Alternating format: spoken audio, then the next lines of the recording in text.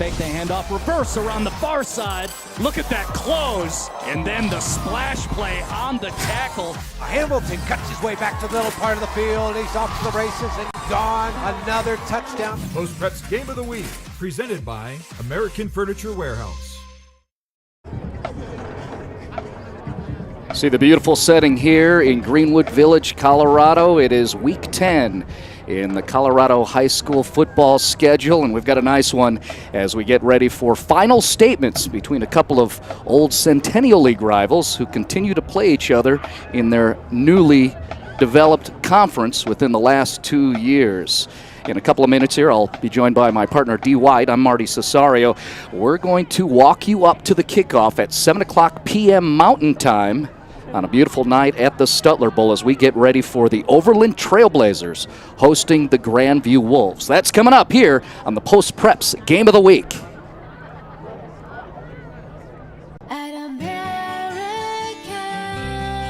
American Furniture Warehouse is the largest furniture retailer in the country. And now you can order online at thenewafw.com. Shop the largest selection of living room, bedroom, and dining room collections, all right here at the lowest prices. We'll carefully pack and ship your new furniture directly to your home where our own professionally trained drivers will set it up for you. We can deliver almost anywhere in the U.S. in our own fleet of trucks. Shop online with nationwide delivery at American Furniture Warehouse. Got an idea you think would make a great story in the Denver Post? Submit it at denverpost.com/news tips. There's another shot over the midfield line there, right at the 50, as we sit up in the press suite at the Stutler Bowl on the east side of the Denver Technological Center, just to the west of Cherry Creek Reservoir. And we're here at the home stadium of Cherry Creek High School, which is also home of Cherry Creek Public Schools. Overland Trailblazers will be the host squad this evening against a foe they know so well in the Grandview Wolves. So we're getting ready for Overland and Grandview, going to battle in Week 10. This is the regular season finale here in the Colorado High School Activities Association football season schedule. And next up will be a Sunday waiting for RPI results and playoff seedings, but again, it'll be final statements from both of these squads. I'm Marty Cesario. D. White is with us as we talk about these couple of squads. D, as we walk into this, we're about 12 minutes away, according to the scoreboard clock, to that 7 p.m. kickoff Mountain Time between Grandview and Overland. What are you thinking here? Just general thoughts as we approach this football game. Well, the first thing that comes to mind is, when you get to this point in the season, we talk about that coaching term, the war of attrition. Mm-hmm. This is the point of the season where if you can hang on to enough of your players, you've got a better chance. And I know that sounds just like a blanket statement, but it really is the truth. And it was no clearer than last week as Grandview lost 2 of their star defenders. At this point, it's hanging on to what you have left, trying to make that push to the end of the season. Looks like Grandview is more than likely going to end up in the playoffs. Overland maybe has a shot if there's a whole bunch of magical things that happen, but right now, both of these teams, I know Overland wants to finish with a winning record at 6-4, and I know Grandview wants to finish off on a high note as they head into the playoffs. So I expect a physical game, a lot of running.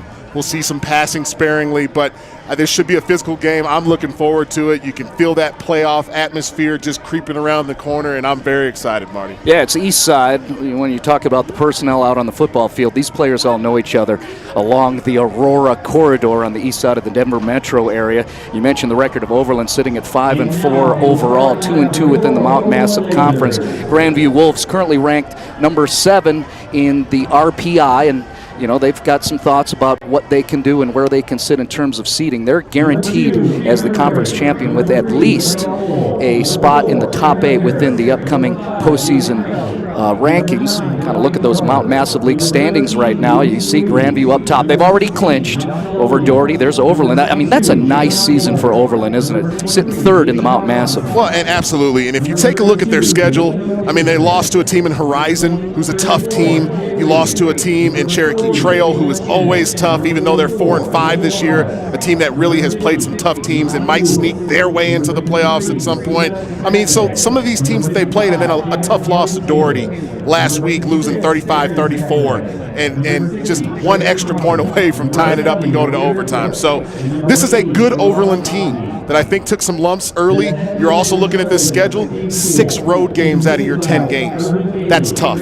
Yeah, that is very tough. And since we're talking about Overland, let's go ahead and look at the Overland schedule right now, their resume for 2017, and some of the matchups that D. White was just referring to, including that loss by just 1 to the Doherty Spartans out of Colorado Springs. See a pretty good resume there, a whole lot of W's, more than the losses up on that schedule. And John Schultz, the head coach of Grandview, talked about it. He said Overland, Steve Sewell in his first year, he's got that squad clicking and they respect him. We'll take a break right now and come back and rejoin us here at Stutler Bowl on the Post Preps Game of the Week. What's up with the Broncos quarterback situation? Did you see that triple-double Nikola Jokic put up? And how about that walk-off home run at Coors Field last night? I'm Alexis Perry, and I've got all of those stories and more right here with the Denver Post Sports Minute. Stay up to date with the Broncos, Rockies, Nuggets, Avalanche, Rapids, even college sports. You're busy, we get it. That's why the quick-hitting Denver Post Sports Minute is so easy to find. Just go to denverpost.com/video or like us on Facebook to have the Sports Minute on your newsfeed each and every day. Wherever you are, whenever you want it, watch the Denver Post Sports Minute 24/7 at denverpost.com. Got an idea you think would make a great story in the Denver Post? Submit it at denverpost.com/news tips. With the largest showrooms and best selection, today's American Furniture Warehouse has something for everyone. We carry hundreds of accent chairs, stools, and recliners at prices that you've come to expect from American. If you haven't been to one of our 14 locations in Colorado or Arizona, come in and take a look. Or shop online at afw.com and we'll white glove deliver into your home and set it up for you. American Furniture Warehouse, the lowest prices anywhere, anytime. Returning here at Stutler Bowl, looking at Grandview now as the homeboys. Overland is out onto the field awaiting their visitors that they know so well. Grandview Wolves under head coach John Schultz, his 14th year as the head man. So much success with Grandview, including 2017, 7-2, 4-0 within the Mountain West Conference, or pardon me, the Mountain Massive Conference, and you can see their resume right there. A whole lot of W's and just the 2 losses, and that was during a time where they were experiencing some difficulties, including when regard to personnel. They were missing Gunnar Gentry back then. So you can see it pretty strong, and it's what you expect from Grandview. Absolutely. The Wyoming commit, a kid that's very talented, great ball skills, but banged up early with that hand or wrist injury in that region. But a kid that'll be back tonight for the first time, not really wearing any protective gear, so it'll be nice to see him at full strength, running all over the field. I expect him to make a bunch of plays. But as you look at this Grandview schedule, I mean, look at their 2 losses. Yeah. You're talking about a team that's undefeated in Eaglecrest, and you're talking about a team in Cherry Creek that's won a state championship in the last 3 or 4 seasons. So, and also after you look at those 2 losses, you see 4 straight games of 40-plus points. Right. Look at the defensive numbers, 13, 6, 0, 2. And even this last game, you lose 2 of your defensive studs, and you still hold Arapahoe, a pretty good football team, to 10 points. So this is a very good Grandview team, and as they can kind of build and get healthier, this could be a team that could make some noise in the playoffs for sure. DY talking about that victory for Grandview over Arapahoe. They were in firm command, speaking of the Wolves, but they did lose 2 players. We're talking about Gunnar Gentry. He's back and fully healthy, and he's going to have to play both ways as we look at the Overland Trailblazers about to meet the captains from Grandview for the coin flip. And that'll be part of the story tonight, and it'll be part of how John Schultz and his staff for Grandview approach this football game. In that Arapahoe game, they lost 2 key starters on the defense, Jordan Napke and TJ Jenkins. Those are the 2 top tacklers for a formidable D for Grandview. So those guys are going to be missing. They're also missing an offensive lineman who's a stud, a 300-pounder, and Ethan Lernan. So we'll have to see how the Wolves handle that. And, as we progress through the game, how they approach it. Again, Grandview in the white right there. They've already clinched a conference title, so we'll see. Who is going to step up in this football game? Again, between a couple of rivals from the old Centennial League. At the end of this game, we will announce the American Furniture Warehouse player of the game. American Furniture Warehouse has more than just lowest prices, anywhere, anytime. They're also about helping the customer get exactly what they want at the prices they can afford. Please visit www.afw.com, and we will announce the AFW Player of the Game at the conclusion of this contest. 7 o'clock kickoff coming up roughly 5 minutes according to the scoreboard clock. We're awaiting the national anthem. You can see the coin flip, and you can see the love between these guys. I mean, they're going to get after each other, right? You've been in a few of these games, right, yourself? Yeah. But they're going to get after each other, but for right now, pleasantries, if Absolutely, you will. just a couple. And you like to see that sportsmanship, but I guarantee you this, when they head back to that opposing sideline, their boys are not going to let them bring that love onto the field. There's going to be some slobber knocking going on tonight, that's for sure. Yeah, I think so. Now let's go ahead and look at where these guys sit. We will do that after we take one quick break, and then we'll come back for the anthem and the kickoff, and then we'll get ready for Overland and Grandview here on the Post-Preps Game of the Week. After playing the game for many years, and I decided I could either watch from the couch or get on the field and become part of the game. I became a judge because it was a natural transition from being a gymnast to coach, now judge. I love the large crowds, the excitement of the game, and you know what? I got the best seat in the house. Help these kids. Help this community. Become an official.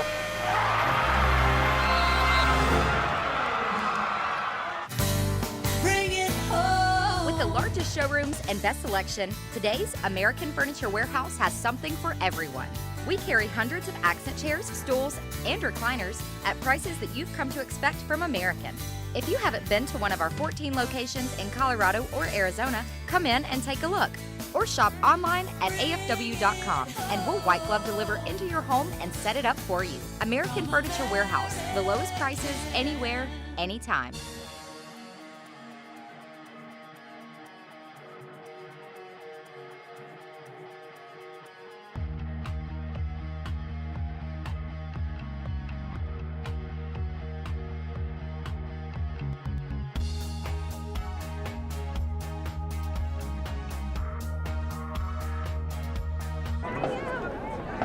Okay, the marching band is taking care of the national anthem. Thank you very much, young men and ladies. Getting ready for Grandview and Overland. Let's take a peek at the current RPI rankings. According to Colorado High School Activities Association, you can see where all the teams sit, including these two participants tonight. Absolutely. I mean, you see it's a little top-heavy here at the top.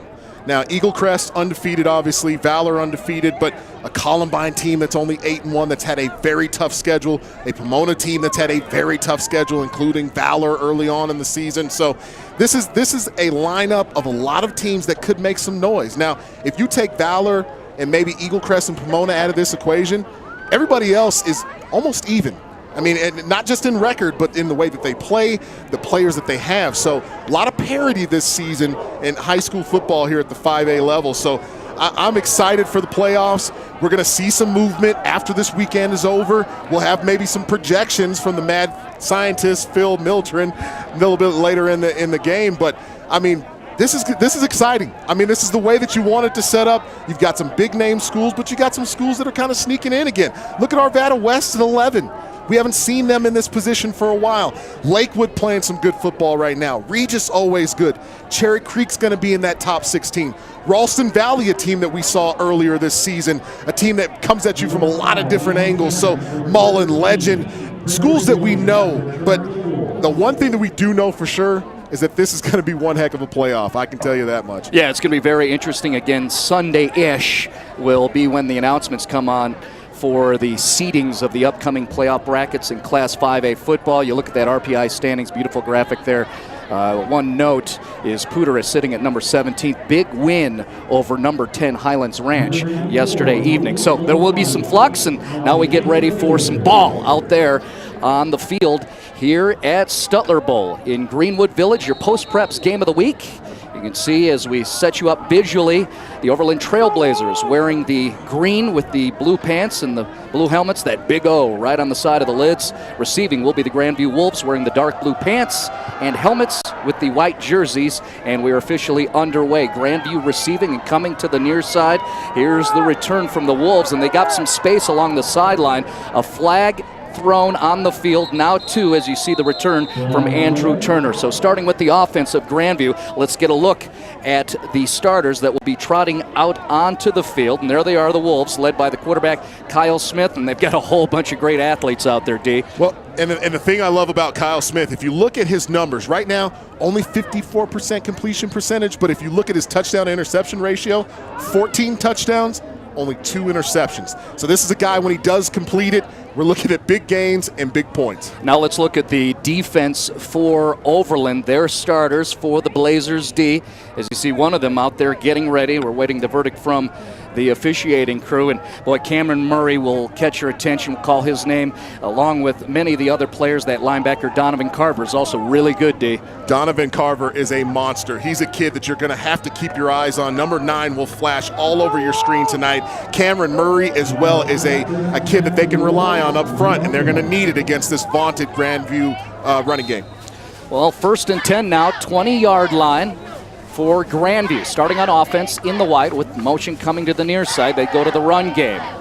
Right off tackle to the right side of the line, and that is a short gain for the Wolves on the carry. Jordan Billingsley, the 1,000-yard rusher for the Wolves. Jordan Billingsley is a guy that you're going to have to keep your eye on tonight. I mean, this kid already has over 1,200 yards rushing, 6.8 yards per carry, as well as 136 yards per game, and leads the team in touchdowns with 11. So this kid is electric. 2nd and 6 just got started here at Stutler Bowl. Grandview with the ball against Overland. Back to the interior with the run game. And that'll be a short game, but effective to start things off for John Schultz and his offense. Coach Schultz definitely wanted to open this game up with the pounding of the inside of this Overland defense, try to soften them up in the middle, and then we're going to start to see him attack the outsides with Billingsley and showing some of that speed. Again, both your quarterback, your running back, and your top receiver right now, the team that leads in receptions, all track stars as well. Got to watch that speed. 3 yards on that run by Billingsley. 3rd and 3. Fake the pitch, coming to the near side, looking downfield. Had a man, then he got pumped and dropped. Nice defense on the part of Donovan Carver, and that'll fall incomplete. As you see the replay here, looked good in terms of the play getting set up.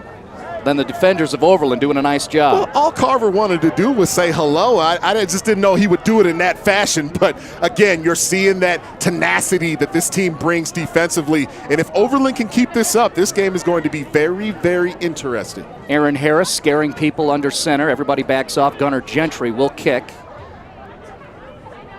He gets that one off. End over end, forward motion. That's a tough one to handle. And where there's a fortuitous carom bouncing all the way to the near 15-yard line in the Overland side of the football field.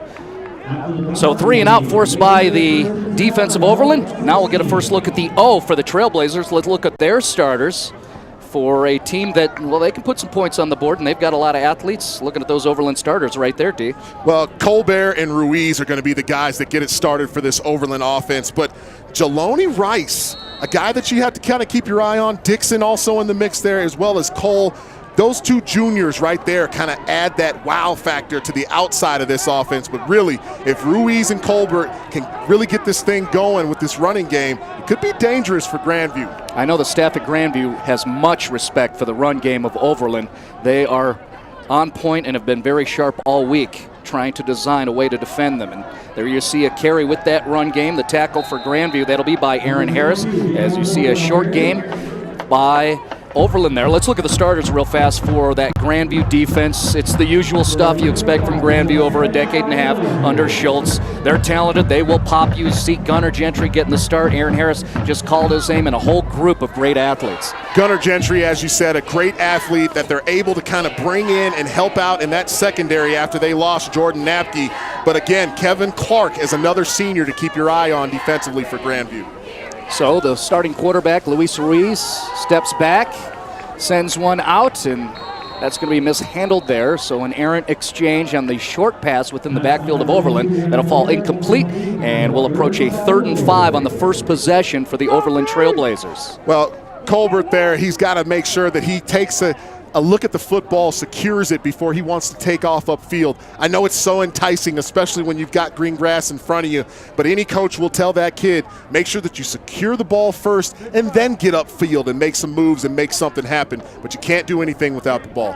So Jayon Colbert, running back who goes at about 163 yards a game. Couldn't handle that pass in the backfield. 3rd and 5 right now. Their own 21. Ruiz is going to pass. Short out. There's opportunity for the defense. It falls to the ground. But you see that double coverage almost forced a turnover for the Wolves defense. Wow, number 22, Trevor Greenlee, able to sneak in there and get his hands on the ball. And it looks like just at that moment, number 3, Aaron Harris, comes sneaking in as well and can't get his paws on it. So early on, some good defensive play from both teams. So we want to see if Grandview can kind of settle it down and start a drive here. Good defense so far, though. So now there's going to be a punt as Overland's deep in their own end zone. Return man is across midfield. He'll call fair catch and take it right there, set up at the 48-yard line. So nice conservative decision by Prentice Wilson, and we'll see the second possession for the Grandview Wolves coming up here momentarily. Now, one thing that I noticed when I was preparing for this game and kind of looking at some stats, there's some like opponents, obviously being in the same league. There's some teams that both of these guys have played, and it kind of tells a story. The first stat I'm going to give you real quick, Overland outscored their like opponents 168 to 166. Grandview did the same, but 236 to 31. Big difference there. See what Kyle Smith and his offense are going to do in this approach. Second series, moving downfield to Gentry. He's got an opportunity. A little too long and out of bounds. The ball falls incomplete. Well, it's no secret that Coach Schultz is going to want to try and get the ball in the hands of Gunnar Gentry. And on that play there, corner bites on an inside move. Gentry able to sneak up the sidelines there. Ball just a little bit too much air on it. If he puts it on the line, he may be celebrating the end zone right now. I guarantee you won't make that mistake again. Gunnar Gentry even looks fast coming back to the huddle. He's split wide to the near side, bottom of your screen, 2nd and 10. Smith again trying to force it over to either Gentry or Julius Carter Jr. Communication and how the receivers are set up in that play design for Grandview. Well, and if that's a makeup play for Wendell Cole. Wendell Cole playing that perfectly. As soon as the blocker comes to make contact, he takes the blocker on and pushes him into Gunnar Gentry, taking away that passing lane. So a good play by Cole there. Overland defense, real scrappy right now. They're trying to hang in this thing. 3rd and 10. A hitch. Not set up because Wendell Cole blew it up. 3rd and 10. Smith on the run. He's got pressure and he's taken down for a sack. Feeling good defensively. Donovan Carter, the lead linebacker for the Trailblazers. Donovan Carter. I mean, this is the kid we could talk about. And with that speed and that big O on the helmet, I can't help but think it almost looks like Oregon out there when we talk about speed. But Donovan Carter coming off the edge and making his presence felt early in this game. 6-yard loss. Grandview back to punt again. Some pressure and then punt return setup for Overland. Fair catch called. Careful, almost bounced off that left shoulder pad, but eventually corralled successfully by Jayon Colbert, and we'll see the upcoming second possession for the Overland Trailblazers offense. So again, looking at this schedule, I mean, the way that this set up for both teams, if you're looking at Overland, 6 road games. If you're looking at Grandview, only 4 road games.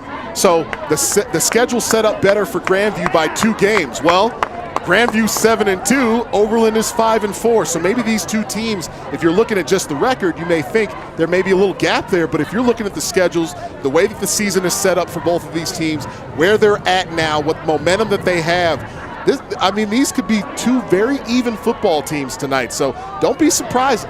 Overland's going to take some shots. They have a guy in Steve Sewell. He knows a little bit about football if you don't know that name. Ex-Bronco, ex-everything, Mr. Oklahoma. So he's going to have these boys ready to play tonight. You can guarantee yourself that. Head coach Steve Sewell for Overland also knows a little bit about Grandview. He was an assistant under head coach John Schultz back in 2004, 5, 6, and 7. His son Sammy played for Schultz at Grandview, so there's a little familiarity going on there. Meanwhile, Overland starting deep in their own territory after the flag and the fair catch, setting up at their own 5-yard line here. They go to the run game once again. Off tackle, bouncing to the outside. Colbert stays alive, battles through, and still advancing forward to the 25-yard line. That'll be the first down of this football game. Credit the feet of Jayon Colbert and Overland. I'm pretty pretty sure that kid lifts weights. He's giving him the Colbert report right now. Getting up inside there, breaking tackles, sweet feet, everything you love from a running back. Quick to get outside, but the thing I love, the cutback, trying to fight for those yards.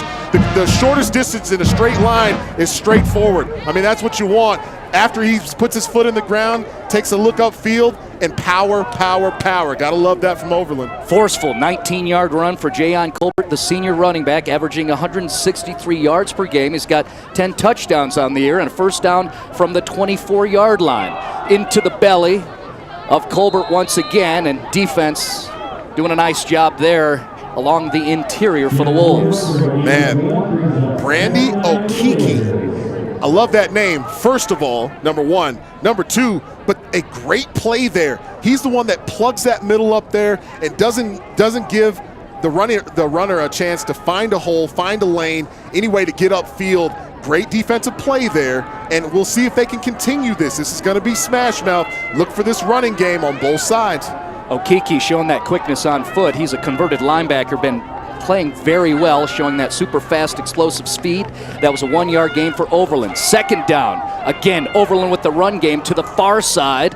A gain of 2 or 3 yards on that play for the Blazers. Just couldn't quite get outside there, but Okeke actually almost in on that play and just can't quite get there. Maybe a little bit Stretch Armstrong situation. He might have been able to bring that jersey down, but doesn't quite catch him. Short gain there, but 3rd and long still. 3rd and medium, 3rd and 6. This is a tough position to be in, and when you run the ball as much as Overland, you do that for 2 reasons. 1, to control the game. 2, to shorten that down and distance and give you a variety of options that you can go to when you have a 3rd and short. So let's see what they do on 3rd and 6. Consecutive defensive plays by Okeke. Overland now 3rd and 6. Here comes the pressure into the backfield. Problems for Ruiz and the Overland offense.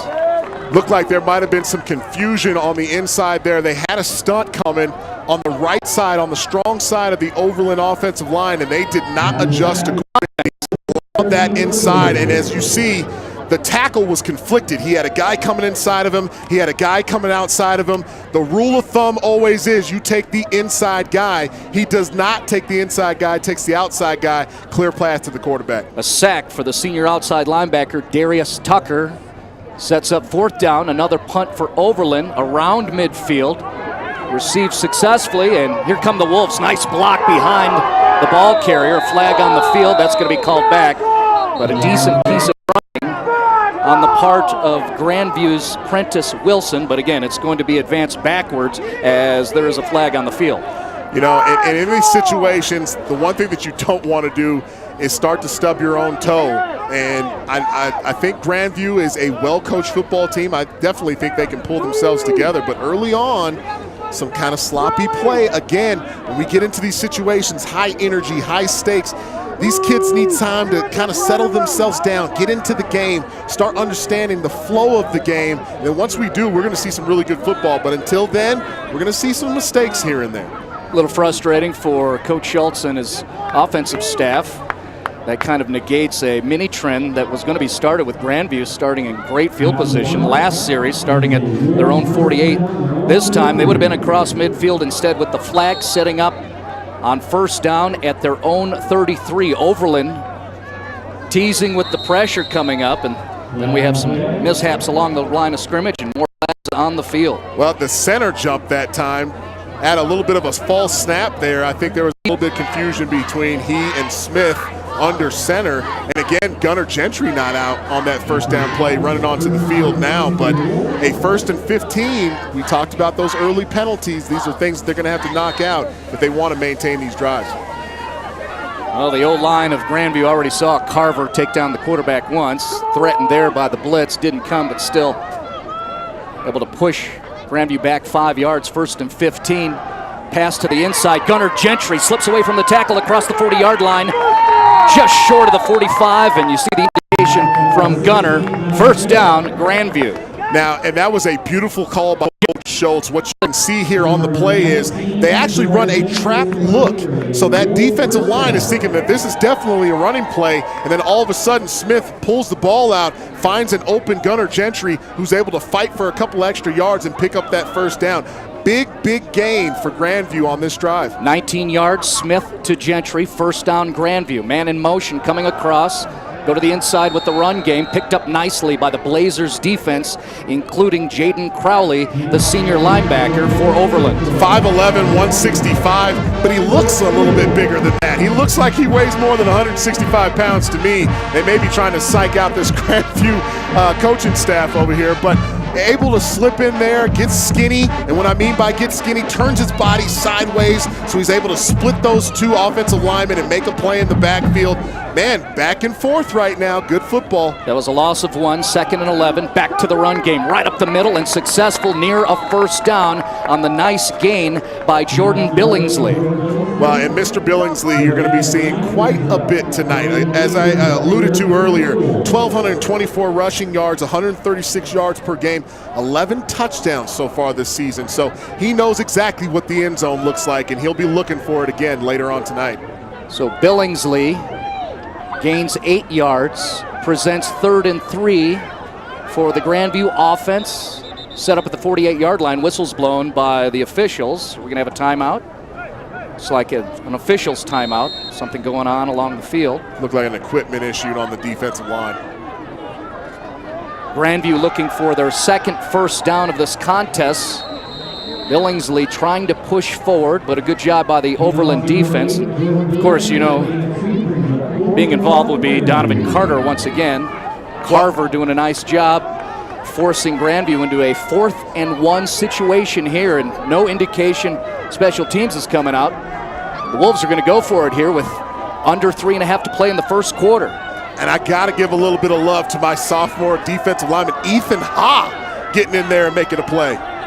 Fullback trying to push Smith up across that first down marker at the 45. And we'll see if we're going to have the officials eye it out, or will they bring out the chains? What are you feeling on that one, D? Well, the ball looks like the sticks are right on the 45, and as you can kind of see there as the referee backs up, that tip of the football is just short of the 45-yard line. I think that's a good spot. It could have been a little bit closer, but at that point you're talking probably about an inch and a half. Well, what kind of game are we playing here with that? I think that's a pretty good call by the refs. But again, the Overland defense so far coming up with stops against this Grandview offense. Overland defense has forced 3 and out, then a 5-play drive for Grandview, and then a turnover on downs. See if it can inject that offense. Problems in the backfield, and you cannot do that against a speedy defense of Grandview. That's a TFL loss for the defense of the Wolves. Well, I think obviously a little bit of confusion there in the backfield, but these are things that'll.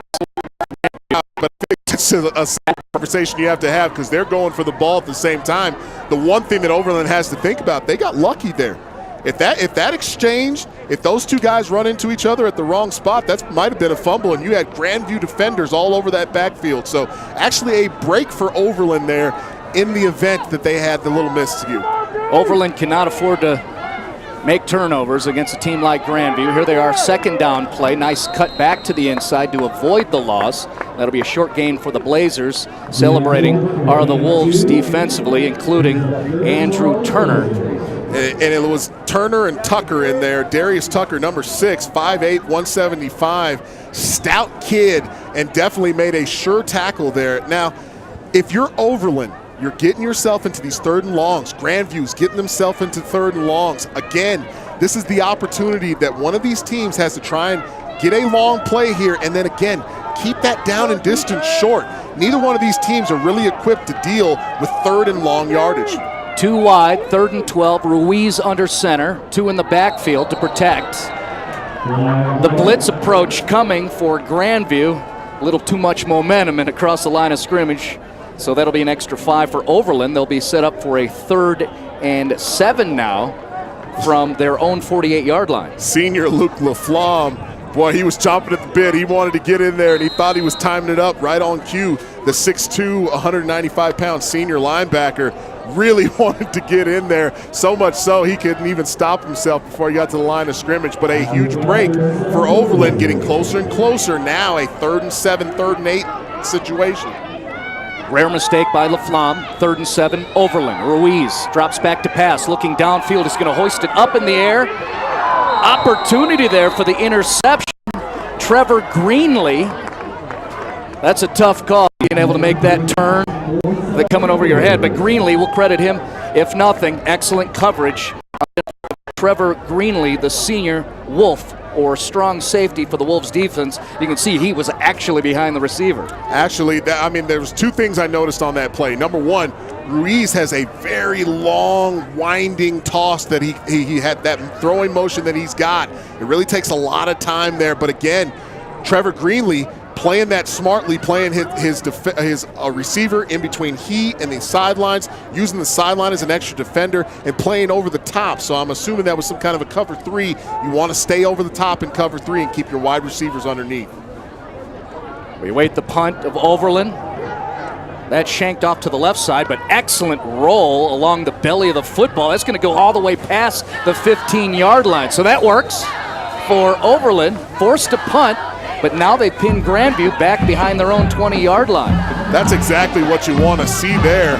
Now, as we talked about like opponents for these teams earlier, another stat that I saw, Grandview 6-0 against like opponents. And then if you take a look at Overland, 3-3. And those are those tough losses that we talked about, but 2 of those 3 losses to like opponents on the road. Again, it's such a tough schedule as a coach. When you look at a schedule and you've got 6 road games, that is so hard to try and come out with those road games because you have to win all your home games. It really puts you in a tough spot. Worst field position to start a series for Grandview. Flip toss out to the outside. Working along the top of your monitor for Grandview, that is Aaron Harris, the senior, and that's a 5-yard gain for Harris on the run for the Wolves. Good pickup on 1st down. We've been talking about trying to get yourself in short yardage situations on 2nd and 3rd down. This is exactly what Grandview wants. You got 40 seconds left here in the 1st quarter. You want to try and run this out, get a little bit of momentum going into the 2nd quarter. So Smith on a 2nd and 5, turns, and he's sending Gentry downfield wide open, goes to the short toss, trying to find the fullback, and it's incomplete. Boy, Gunnar Gentry all by himself about midfield. I guarantee you, coming back to that play again, there's no doubt about that. But the DBs got confused there. Both of them going up to the underneath guy, which is actually who Smith ended up throwing the ball to. If Smith just takes maybe 1 extra second, he sees Gunnar Gentry, but still, we're talking about a 30, 40-yard ball in the air there. But Gunnar Gentry, a lot of speed, very good movement right now.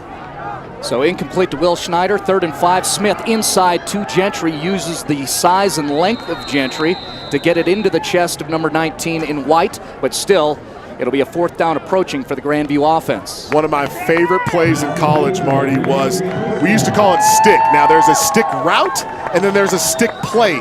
That is the stick play. What that means is your best wide receiver, the guy you want to get the ball in the hands of, they run to the sticks and stop. And as soon as he stops right there at the sticks, the quarterback's job is to put it right in his breadbasket. That's exactly what we saw. Good catch by Gunnar Gentry.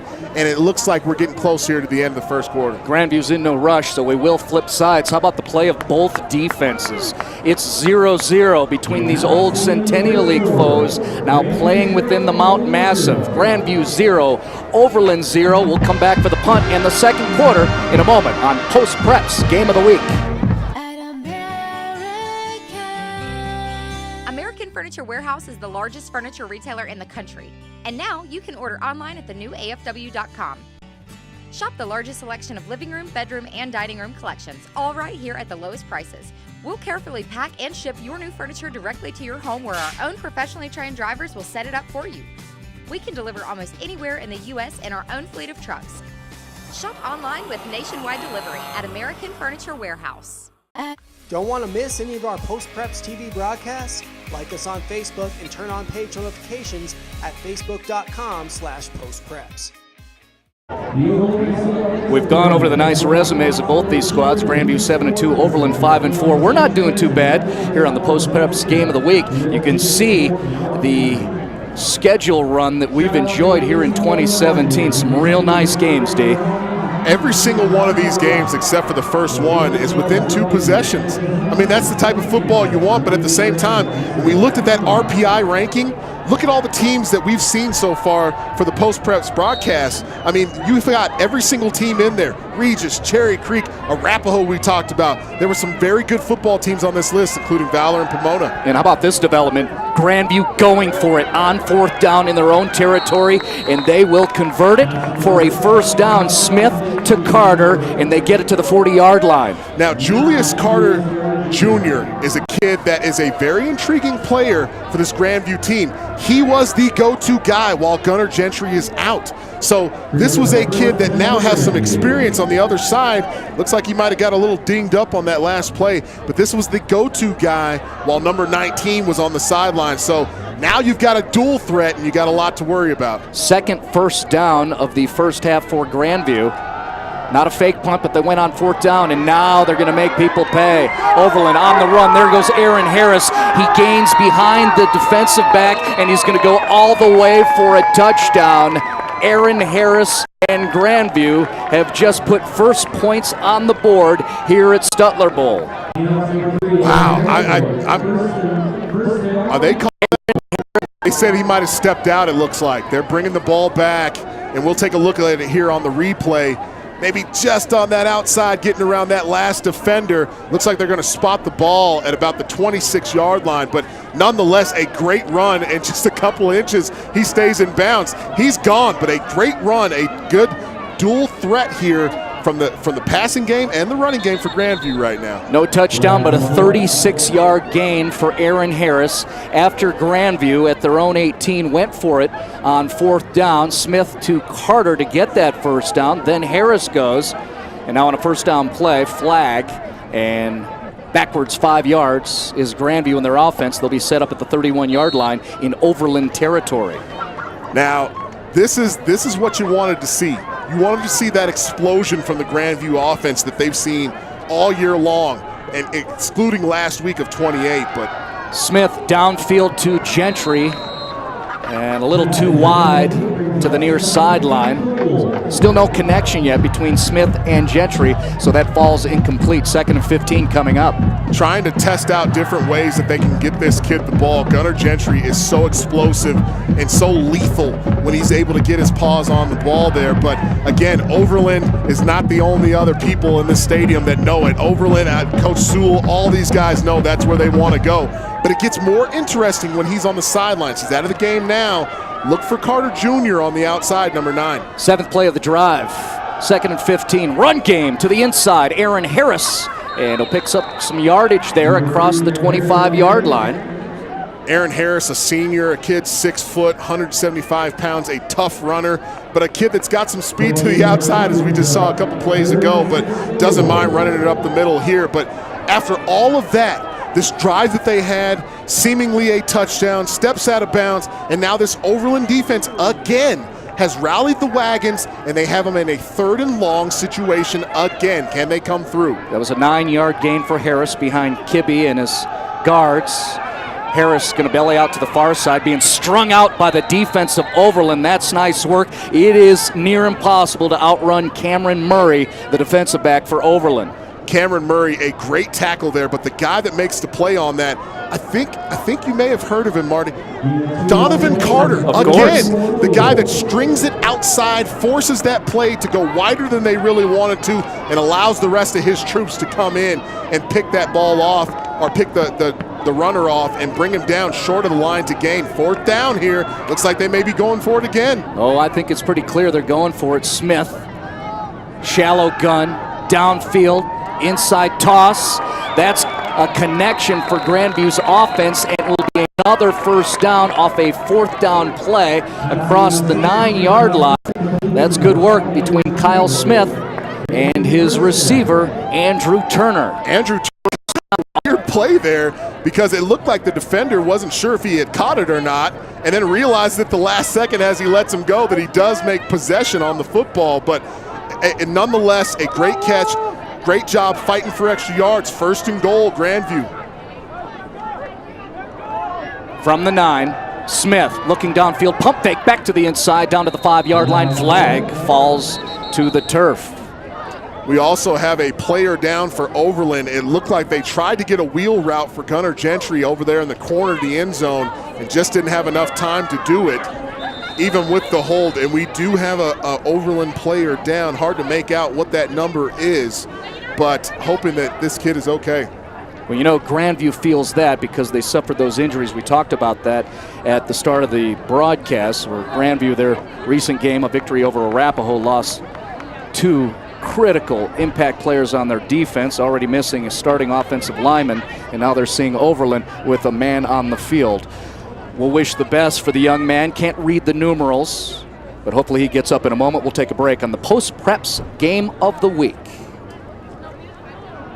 Want to be part of the next Post-Preps TV broadcast? Pull out those phones. If you've got video of an amazing high school sports highlight, we want to see it. Send it to us so you could be featured in the Social Spotlight segment of Post-Preps TV. Tweet it to us at PostPreps or at Kyle Newman DP, or send us a message on our Facebook page. Your clip might make the cut and be featured on the next episode of Post-Preps TV. Colorado's news, wherever you are, whenever you want it. Watch it online 24/7, denverpost.com/DPTV. Don't want to miss any of our Post-Preps TV broadcasts? Like us on Facebook and turn on page notifications at facebook.com/postpreps. Kids getting up is a good thing. And the Overland player who was injured and on the field along the 10-yard line has been picked up and walking off the field on his own accord. He'll be attended to by the Overland medical staff. We'll wish the best for him. Meanwhile, Grandview, a 1st and 19 play in a series where they've converted not 1 but 2 4th down plays into 1st downs. They're threatening here. No score between Grandview and Overland. Smith's going to toss it downfield, one-on-one to Gentry, and he catches it in the end zone. That'll be a touchdown from Kyle Smith to Gunnar Gentry, sitting the board for the Wolves. Couple of things that I noticed there. One, great football right there from Mr. Smith. Puts it right on the outside shoulder. And if you're Gunnar Gentry, this is a kid that all he does is catch footballs. And if that ball is exactly he's bringing it. Great play there, good pass, good catch, but good protection up front to get Smith the opportunity to put that ball on the money. We await the PAT. Ooh, that's a tough one to handle, and that'll be a missed conversion attempt by Grandview, so the score will remain 6-0, but still some success after a very tough first quarter for both offenses. Grandview making the play. Remember, back at their own 23-yard line. They went for it on 4th down, converted on a pass from Smith to Carter. Then Aaron Harris had a big run, and eventually Kyle Smith finds Gunnar Gentry on a 19-yard touchdown connection, and it's a 6-0 lead for Grandview. The Wolves pretty happy. You can see 19, and across the way, now Overland has to figure out how they're going to counter as an offense. Well, and first of all, I mean, Gunnar Gentry, a kid that we're going to probably be saying his name all night long tonight, as well as a kid that you'll be seeing in the local area on Saturdays as he heads to Wyoming. But and you see the full beard there. I know it's No Shave November, but I'm digging the beard, Gunnar, liking that. But if you're Overland, it looked like Grandview was the first team to settle down. We talked about these two teams being topsy-turvy in that first quarter. Grandview settled down a little bit, so now maybe it's time for Overland to get back to what they do best, start running the ball again, and start a drive of their own. That drive for Grandview, 10 plays, 87 yards. Again, Gunnar Gentry, 19-yard touchdown reception to match his numeral. So Grandview kicking off in white. Blazers trailing by 6. Here comes the return. Center wedge set up, and the Blazers going to pop through there and get across the 35-yard line. But there is another penalty flag on the football field here at Stutler Bowl. Seems like most of our big plays, minus the touchdown we just saw, have all been either called back or stepping out of bounds. I mean, all these big plays, we've been seeing them, They just haven't been able to make sure that they were legal. So we'll see what the penalty is here. But again, Overland shooting themselves in the foot will have to back up here and get deep into their own field. Saw a quick glimpse of the junior noseman Hayden Eisenhart out there trying to get the verdict. We have no mics on the officials, so we can talk through it and just kind of get a read on what their signals are. It's going against the Trailblazers. You look at the replay here. And there it is there, as you saw, almost towards the top of the screen on the right-hand side there. Just a quick tug on the jersey, and sometimes that's all it takes, especially if you have separation from your shoulder pads. That's normally when a ref is going to catch that. Most of the time, there's holding on just about every football play that's ever been played. But it's the guys that stay in tight that don't get those calls. And as soon as you let those arms extend and you start to see that jersey pull a little bit, more than likely the ref's going to see it and they're going to throw the laundry on you. So the Blazers come out wearing that green with the blue helmets and the blue pants. Worst field position of the first half for Overland, setting up at the minus 10-yard line. See what the quarterback Luis Ruiz can do. And they go back to that run game to the inside, and boy, it's picked up nicely by Eisenhart, who I just mentioned, and the rest of the D-line along with the linebackers.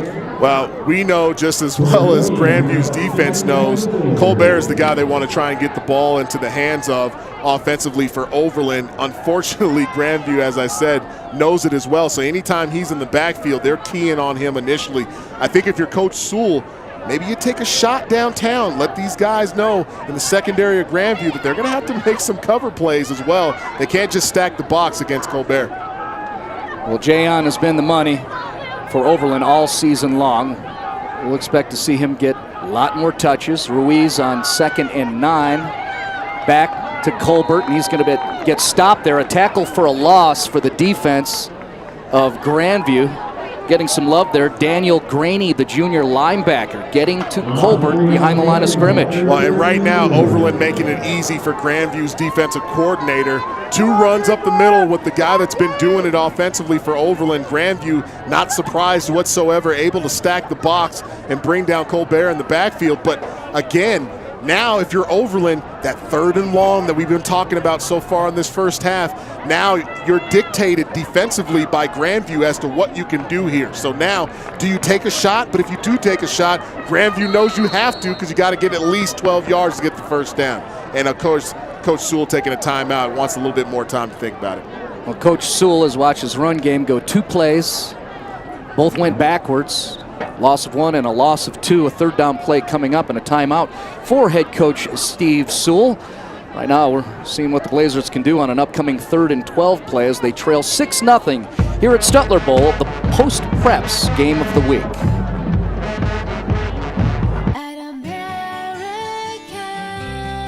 American Furniture Warehouse is the largest furniture retailer in the country. And now you can order online at the new AFW.com. Shop the largest selection of living room, bedroom, and dining room collections, all right here at the lowest prices. We'll carefully pack and ship your new furniture directly to your home, where our own professionally trained drivers will set it up for you. We can deliver almost anywhere in the U.S. in our own fleet of trucks. Shop online with nationwide delivery at American.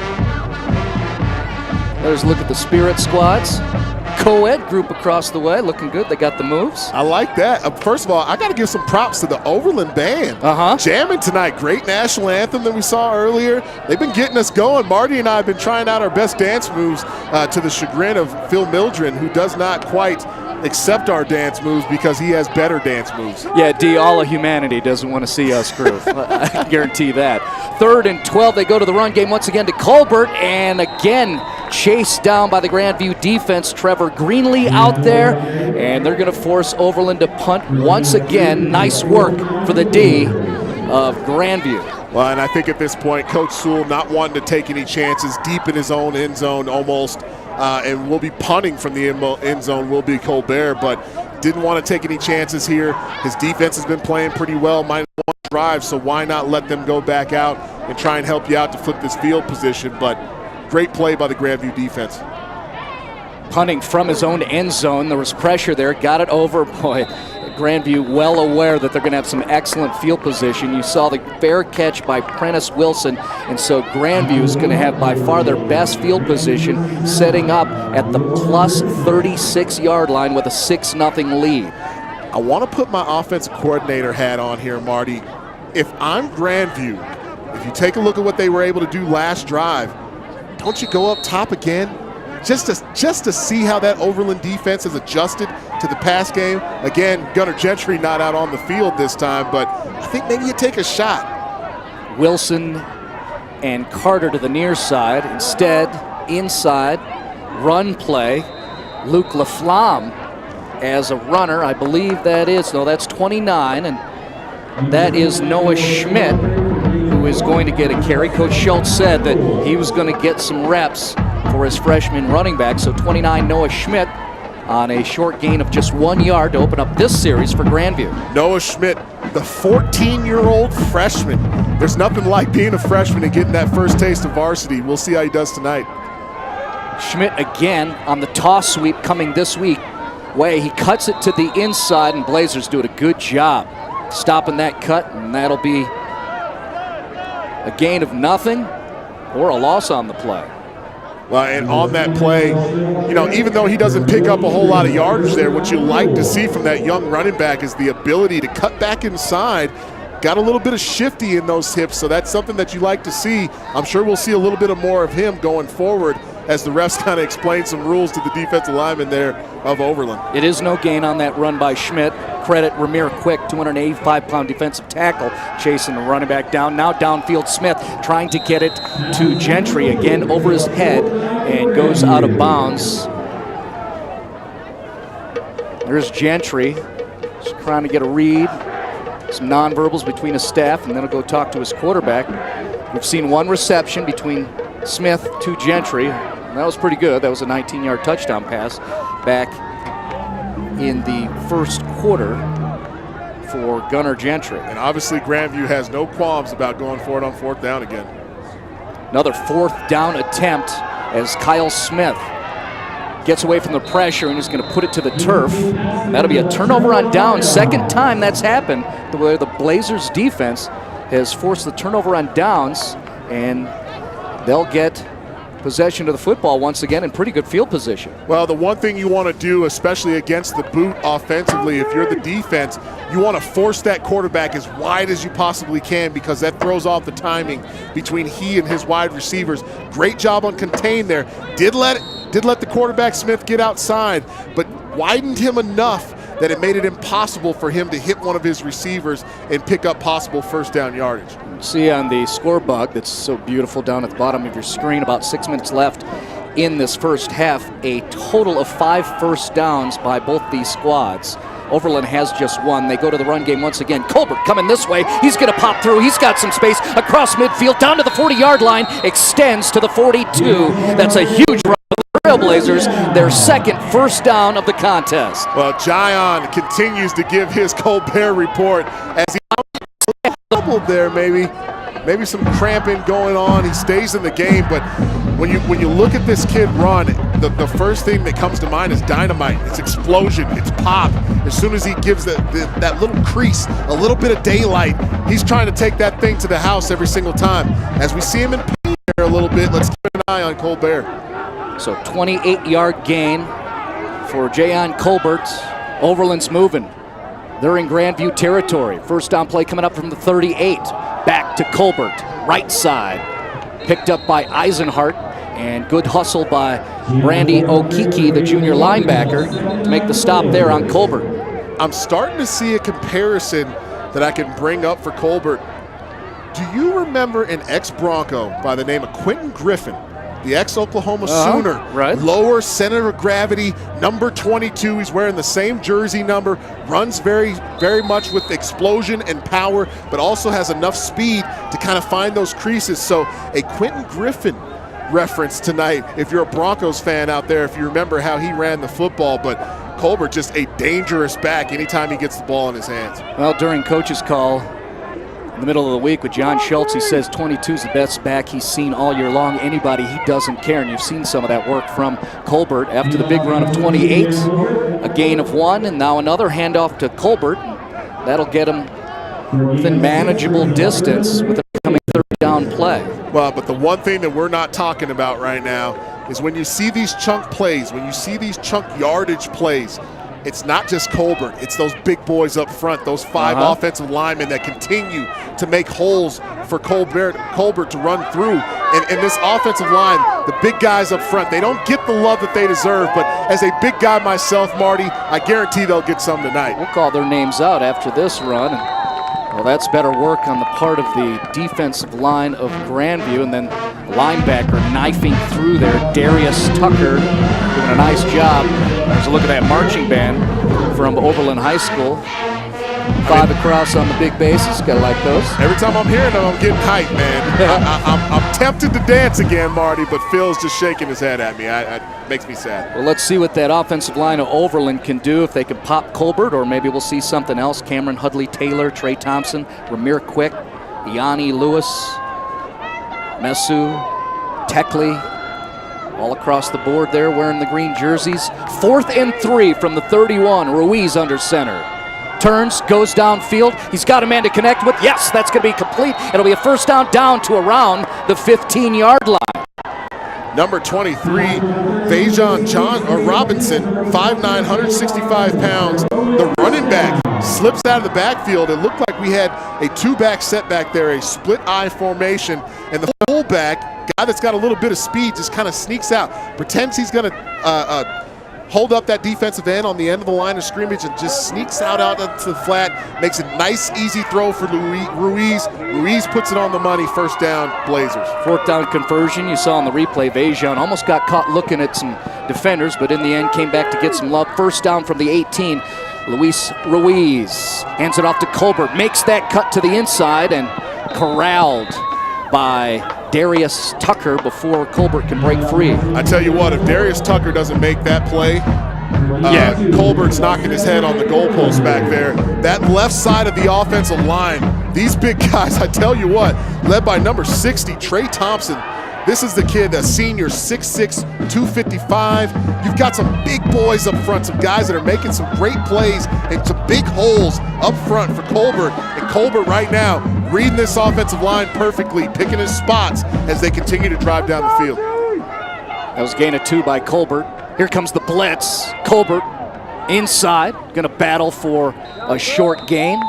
Steve Sewell and his offensive staff sticking with the game plan, what we've known all season long, going to 2-2 right there, the running back. And that was a gain of 5 yards by Colbert, which will set up a 3rd and 5 from the 13-yard line in Grandview territory as the Trailblazers look to, at minimum, even up this football game, trailing 6-0 with under 3 to play in the second quarter at Stutler Bowl in Greenwood Village. So again, 3rd and 5, 2 in the backfield behind Ruiz. Spins, fakes, down the field, looking for a receiver. Goes to the fullback.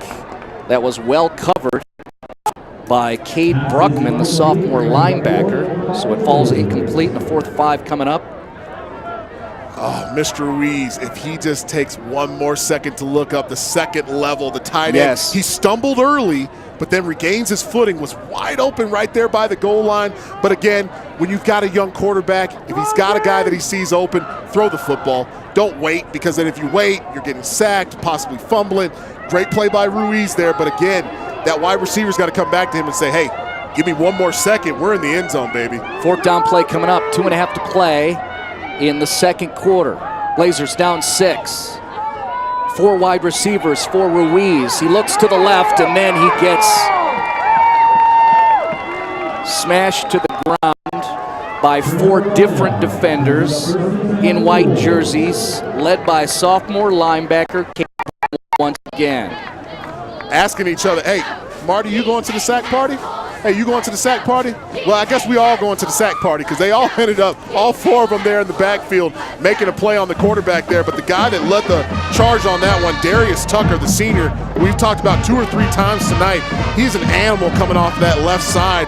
And again, if they can't slow that down, it could be a long day for that quarterback, Mr. Ruiz, for the Overland Trailblazers. So Grandview forces the turnover on downs. They'll go to the run game. Off guard, far side. That'll be short gain. The carry by Mr. Billingsley, the junior running back for the Wolves. Well, and if you were Coach Sewell, this last drive was setting up perfect. What you wanted to do was run as much clock as you possibly could and try and get into the end zone. With the missed extra point for Grandview, you could have taken the lead 6-7 there, or maybe even tried a field goal to try and get some points on the board. So that was a big play there for the Grandview defense. But now Grandview has a shot here with 1:52 left. Billingsley, 3-yard gain, 2nd and 7. Smith under center. He just has Billingsley in the backfield with him behind. He'll hand it off to JJ, who goes up through the gut and across the 35-yard line for a first down pickup for the Wolves. Billingsley, almost the carbon copy, if you will, of Colbert on the Overland offense. This is the same type of runner for Grandview on their offense, but however, Grandview's got that second guy, and Aaron Harris, another guy. So this change of pace between the two backs is kind of giving Overland defense fits, but they're hanging in there. Senior center Jackson Kibbe barking orders. Billingsley puts it to the turf, picks it back up, and then is taken down. And it looks like Overland's going to get the first turnover of the game, and they do. Donovan Carver celebrates as he has a fumble recovery for the Blazers. Okay, first of all, an incredible play by Donovan Carver here. I almost got chills on my arm there. First of all, backfield, nails the running back, knocks the ball out, doesn't quit, gets back up, knocks the ball out again on the exact same play. Overland defender, Johnny on the spot. Unbelievable play by Donovan Carter there. This kid came to play tonight. Carver looks good. Football, 2 fumbles on 1 play on that. That's good for the stats right there. Yeah. 2 forced fumbles. Carver may be in the running as a nominee for the American Furniture Warehouse Player of the Game. We'll announce that at the conclusion of this contest. We've got a long way to go.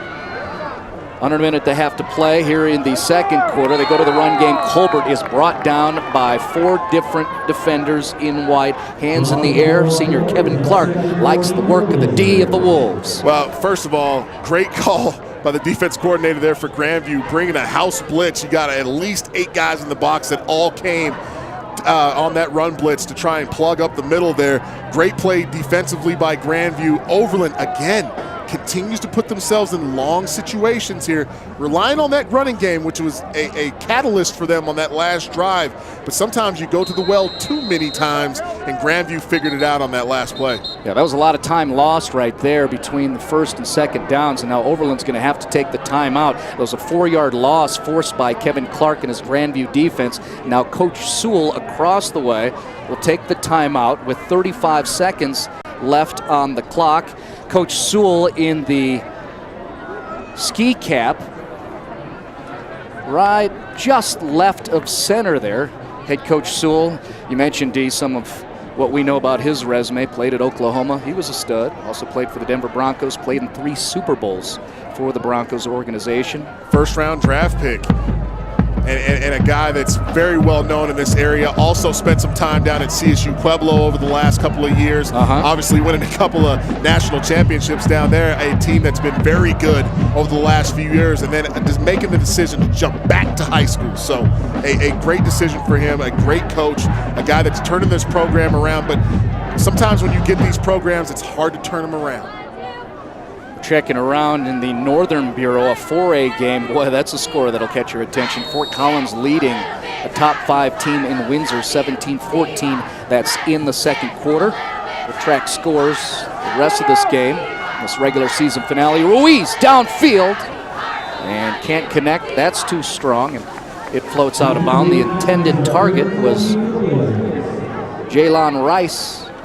Good to see him out on the football field. First target, as you call it. First time thrown to for Jaylon. Luis Ruiz told me 2 things on that play. One, he's got an arm. He can definitely get it out there. The second thing that we're seeing, I'm not seeing him bring that elbow and that pointer finger down when he's throwing the ball. That's why we're getting some sailing on those long passes that we've seen so far. If he can just go back to his mechanics and start to bring that elbow and that pointer finger down as he throws the football, these are going to be on the money. They're going to start scoring some points. 3rd and 14 now. Half a minute left in the second quarter. Fake the blitz, Grandview defense. Ruiz reads it well, tries to get to the inside, and he will be sacked on that play by Brandy Okiki, the junior linebacker, having his name called out several times. There's 2 there for Grandview, and we look at the replay. And as you see here, Okiki, great pressure off the edge, but the guy that kind of starts the whole thing, again, another guy that we've called a couple of times tonight, Luke Laflamme, making a play, forcing him to go outside and allowing Okiki to make the tackle there. Looks like they ran the clock all the way down. It looks like there was a timeout. They snuck it in there before the half. Maybe a Hail Mary chance here if you're Coach Sewell. Yeah, scoreboard went to zeros. That's why everybody's reacting that you can see on the field looking over to the south or right side of your monitor. Officials have not left the football, as you can see, around the 42-yard line. That was a 1-yard loss, so that will be a sack credited to Brandy Okiki. 3rd sack of the game. Okiki, Bruckman, Carter here in the first half for that always aggressive Grandview defense. Meanwhile, no spirit lost by that marching band. As you can see them get the jams on. Still toe tapping. Now, one thing that I noticed there, you definitely heard the whistle before the clock hit zeros on the scoreboard there. So it'll be interesting to see how many seconds they put back on the clock here. That could dictate exactly what Coach Sewell's going to do here. But again, 4th and 15. So do you just take a shot at the end zone here? I don't see why not. There's nothing to lose here. You know Ruiz can get it there. He just showed you a couple plays ago. So if you're Coach Sewell, take the shot. 3 seconds back on the clock, by the way. Overland is the underdog, and they are a rival of Grandview for a long time. Ruiz drops back, avoids the pressure for a moment, then brought down. There's a flag on the field after the excellent work on the blitz of Darius Carter. We'll await the verdict from the officiating crew. You see the shake of the head of Darius, and that's disappointing for him, and he knows it's on him. Well, as we see there, a face mask, and again, as we know in football, you cannot end the half on a defensive penalty, so Overland will get not only yardage, but another shot here to try and get the ball in the end zone. Now you've got a closer look at it, but again, you can't take away from Darius Tucker what he's been doing as far as causing fits. Just got his hand in there in the face mask and just kind of got it caught up there a little bit. But at the same time, you love to see him playing with his hair on fire, as a lot of coaches like to use that term, as a guy that just does not quit. But Overland, a great opportunity here to try and sneak some points on the board. Still no time up on the scoreboard. One more play in this first half. Ruiz now from the 27-yard line. Downfield, one-on-one. I believe that's Murray across the way. He comes down with the football. That'll be a touchdown for the Overland Trailblazers. It was not Murray. That's more. We will give credit to Delano Dickerson. The junior comes down with it on a 27-yard touchdown reception. Okay, I've been waiting for this all night long. This is a kid that I share a name with, so he would have to make a play like this. Delano Dickerson. Great play. That I noticed was unbelievable is he takes a look down at the ground, looks back at the football, to make sure his feet are in bounds. And actually, if you're looking at it, a great play defensively by the defender there for the Wolves, but just a better catch, a better fight for the ball, able to bring it in, gets his feet in bounds. But as we see a extra point missed here on both sides now, tie game going into halftime. I mean, what else do you want there at the end of that half, Marty? Blazers could have taken the lead, but they could not, but they were able to tie things up. Boy, how about the progression of that odd series to where it was a flag off of a sack. Instead of hoisting it Hail Mary from the 42, Ruiz working from the 27, able to get it to Delano Dickerson. And a 27-yard touchdown pass has evened things up in this game that, well, you know, Grandview's the team that's 7-2. They are the conference champs, but you know they have so much respect for this Overland squad and these two schools, and a whole bunch of kids all know each other. We have a very good one here. After one half of play, you see the score, 6-6 coming up. D. White is going to visit with Tim Tassone from American Furniture Warehouse. So happy to have those guys involved throughout the course of this season, supporting the broadcast you are enjoying, and no doubt you are entertained so far through 2 quarters of play. We're all tied up between Grandview and Overland here on the Post Preps Game of the Week. Hey folks, I'm Kyle Newman with Post Preps TV, your weekly roundup on all things preps. Join me every week for all the latest news and analysis on Colorado high school football, basketball, wrestling, soccer, lacrosse, baseball, volleyball, softball, and many, many more sports. This is a huge top 10 game between these two teams. First, Dillon paces Evergreen with 13.7 points per game. Yes, sir. This win means so much. I know we've been battling all these past 2 weeks in practice. I mean, that was an amazing moment for me to see him go from good quarterback to really elite Colorado high school quarterback. Hunter Willits and Grant Willits boast 5 state titles between them. Go to denverpost.com/preps for game highlights, a live stream of our game of the week on Post Preps Radio, and our weekly Post Preps podcast. Your sports, wherever you are, whenever you want it. Watch it online 24/7 at denverpost.com/DPTV. With the largest showrooms and best selection, today's American Furniture Warehouse has something for everyone. We carry hundreds of accent chairs, stools, and recliners at prices that you've come to expect from American. If you haven't been to one of our 14 locations in Colorado or Arizona, come in and take a look. Or shop online at afw.com, and we'll white glove deliver into your home and set it up for you. American Furniture Warehouse, the lowest prices anywhere, anytime. Got an idea you think would make a great story in the Denver Post? Submit it at denverpost.com/news tips.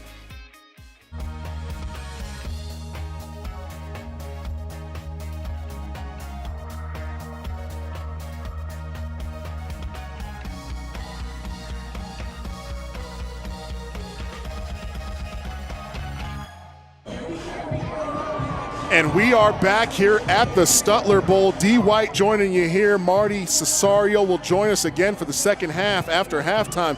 But right now, Tim Tassone of American Furniture Warehouse joins us here, the sponsor for Post Preps Game of the Week.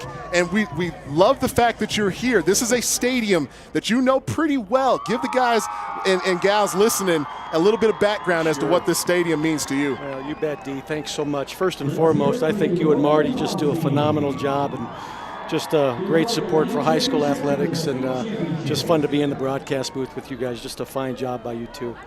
Well, I've been coming to this stadium for over 50 years, and of course, the school behind us is Cherry Creek High School. My father was a coach there for nearly 30 years, and there's 5 of us, 5 boys, all played for him here. This is our home field, and lots of great memories at this ball field here. Well, and your father, of course, a member of the Colorado High School Hall of Fame. I mean, how cool is that? Talk about that a little bit. Well, it's very, very proud of him, and certainly learned a lot from him, but well respected, certainly a lineage of certainly fine coaches that all came through Cherry Creek, but Pops was a fun one to play for, and certainly had a lot of success here, and just proud of him.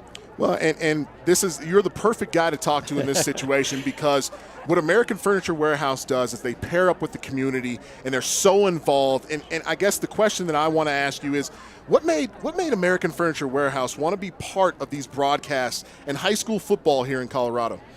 Well, we've always had a partnership with the Denver Post, and certainly when the opportunity was shared with us to do this broadcast with them, we really jumped on it. We saw how many people we had touched. Certainly the communities in Colorado. I think we're in certainly 70-80% of all households in Colorado. And when you're looking at that kind of marketplace, and certainly those communities and patrons that purchase from us, why not be visible and just get that brand name out there a little bit more. Well, and it's a name that we all know, and we know that this is a company that's been here for a long time. You betcha. And it's got a long history in the community as far as activity here in Colorado.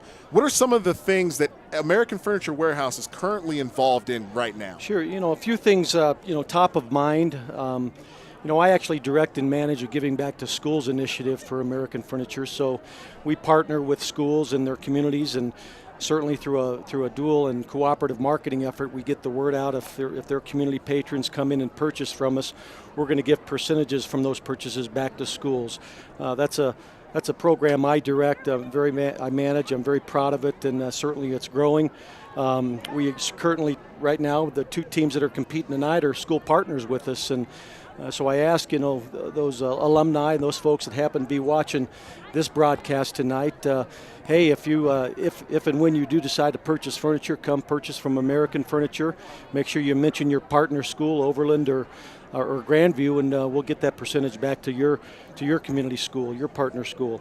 The other thing is we're very involved with Junior Achievement. Jake sponsors the Junior Achievement program, which is teaching young people, over 8,000 students a year, through our finance park, and the Junior Achievement does a great job teaching kids how to be competitive and succeed in the global community.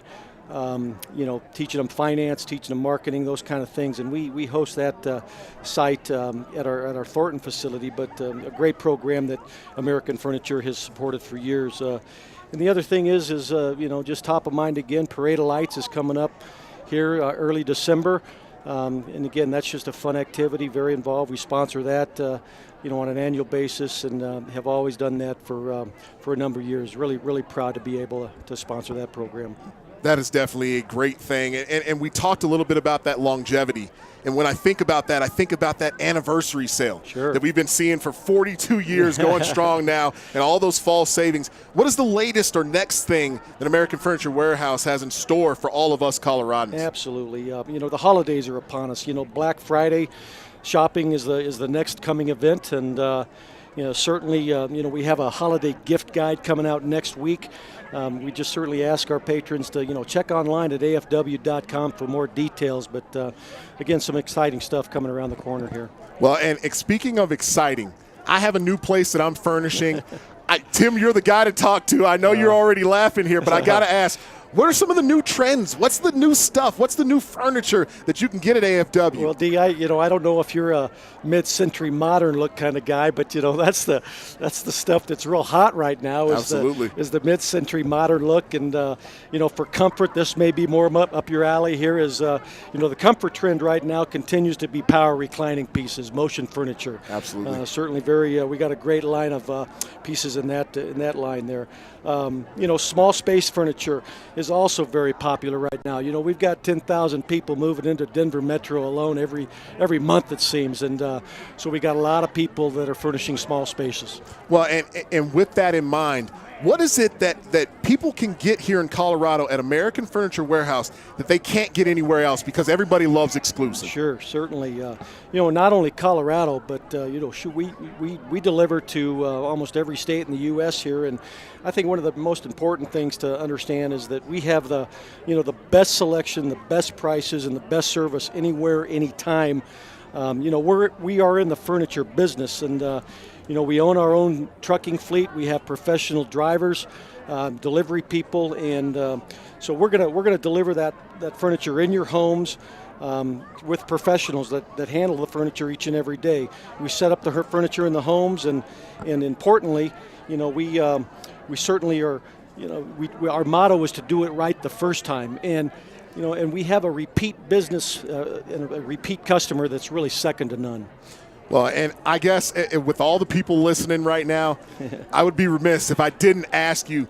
You've been up here in the booth with us. You've been watching this first half, an entertaining first half, 6-6, Overland and Grandview going back and forth. The Hail Mary there at the end of the half there. What are your thoughts so far on this game, and what do you think about the second half? Well, I think, both teams come in. Certainly this rivalry goes back to, like you mentioned earlier in the broadcast, back to the Centennial League days. And anytime you get a rivalry, across the reservoir and certainly across the block, you're always going to get, it's going to come down to the wire, I think, in terms of coming looking at that first half.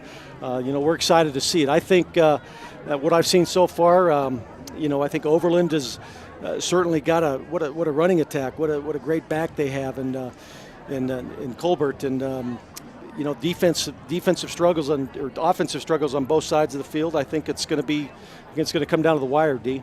Well, Tim, we really appreciate you coming up here. Not only the partnership with Post Preps here with us, but the state of Colorado, and I guarantee they thank you. And half of us listening have furniture in our houses right now from American Furniture Warehouse. Again, I can't thank you guys enough for allowing us to be able to partner with you guys. It's been a great year, and thank you so much. And again, you guys just do a fantastic job supporting high school sports. Thanks to Mr. Tassone for joining us there. A great conversation, great interview. We are going to hit a break here. Stay tuned. An exciting first half. We expect nothing less in the second half. Grandview, Overland, 6-6. Post Preps Game of the Week. We'll be right back. American Furniture Warehouse is the largest furniture retailer in the country. And now you can order online at thenewafw.com. Shop the largest selection of living room, bedroom, and dining room collections, all right here at the lowest prices. We'll carefully pack and ship your new furniture directly to your home, where our own professionally trained drivers will set it up for you. We can deliver almost anywhere in the U.S. in our own fleet of trucks. Shop online with nationwide delivery at American Furniture Warehouse. Did you know the Denver Post has live audio broadcasts of high school sports games? Listen to the Game of the Week on Post Preps Radio. Go to denverpost.com/preps to find upcoming games or listen to archived coverage. Want to be part of the next Post Preps TV broadcast? Pull out those phones. If you've got video of an amazing high school sports highlight, we want to see it. Send it to us so you could be featured in the social spotlight segment of Post Preps TV. Tweet it to us at Post Preps or at Kyle Newman DP, or send us a message on our Facebook page. Your clip might make the cut and be featured on the next episode of Post Preps TV. Colorado's news, wherever you are, whenever you want it. Watch it online 24/7, denverpost.com/DPTV. Don't want to miss any of our Post Preps TV broadcasts? Like us on Facebook and turn on page notifications at facebook.com/postpreps.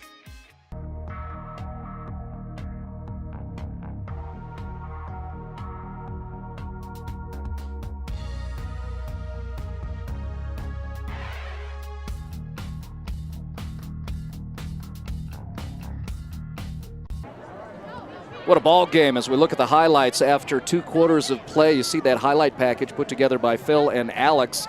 See a lot of defense, including Donovan Carver. And we run through there. Finally, someone able to crack the scoreboard. That pass from Smith to Gentry. That was at the 11:02 mark in the first quarter, or pardon me, the second quarter. 19-yard TD catch by Gentry. Here's some Colbert running the football. You got excited about this one, didn't you? This is the guy that got me going. I mean, between he and Carver, those have been the catalysts on offense and defense for Overland. And on this play, this is the play of the game to me so far. I mean, you teach kids all the time, you never give up on life, on football, on anything. And on that play, Carver coming through twice on the same play. And then, of course, the Hail Mary right at the end of the half. I mean, this has been a game, and we've seen nothing but that all year long. If you take a look at that schedule that we've had, all these games, it's been very, very good. Delano Dickerson getting that 27-yard touchdown catch as time expired to tie things up. We are 6-6 here at the Stutler Bowl in Greenwood Village, Colorado. We're on Mountain Time in the regular season finale between these two old Centennial League rivals. All right, you want to make a bet here, Marty? Okay, lay it on I don't know me. that we're supposed to bet on the air, but I'll make a bet with you right now. Gentlemen's bet, we're good. I guarantee you Colbert gets the ball in the second half. You think that's possible? I want to go out on a limb here.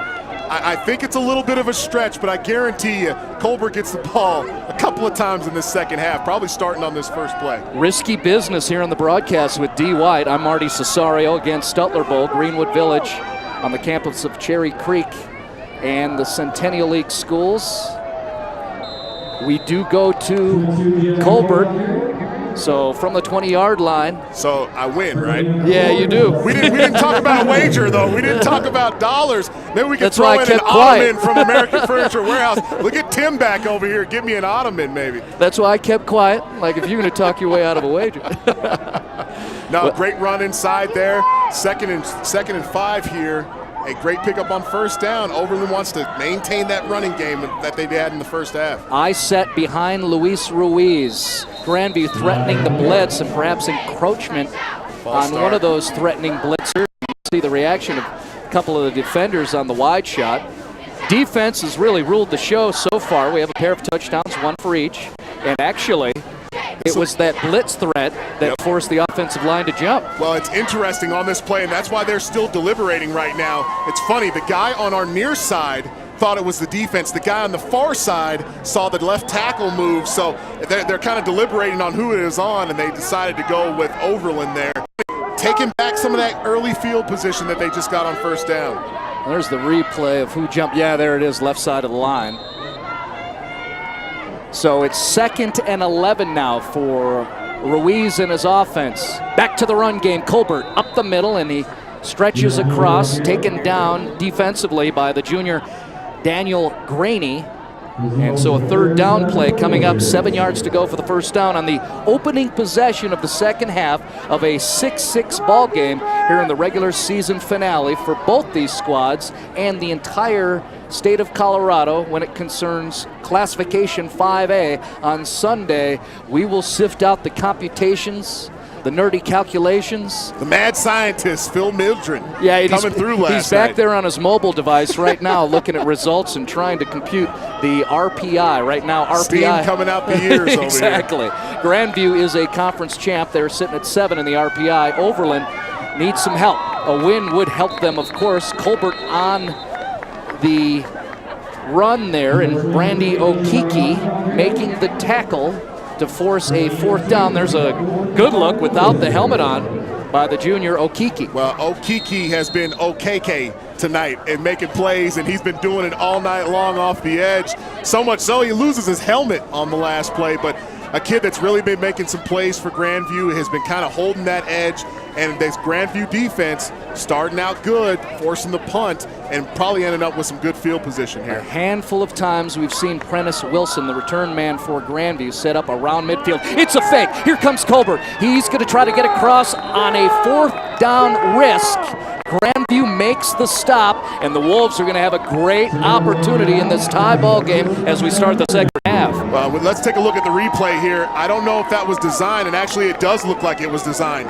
They were trying to hope that Grandview was going to be caught sleeping, was not, and now great field position for Grandview. This is exactly how they wanted to start the second half. A great defensive stop early there, and then now getting the ball, you're already inside the 30 at the 26-yard line. So again, we've seen this formation 3 different times, Marty. I don't mean to jump in here, but watch Gunnar Gentry, number 19, down at the bottom of your screen.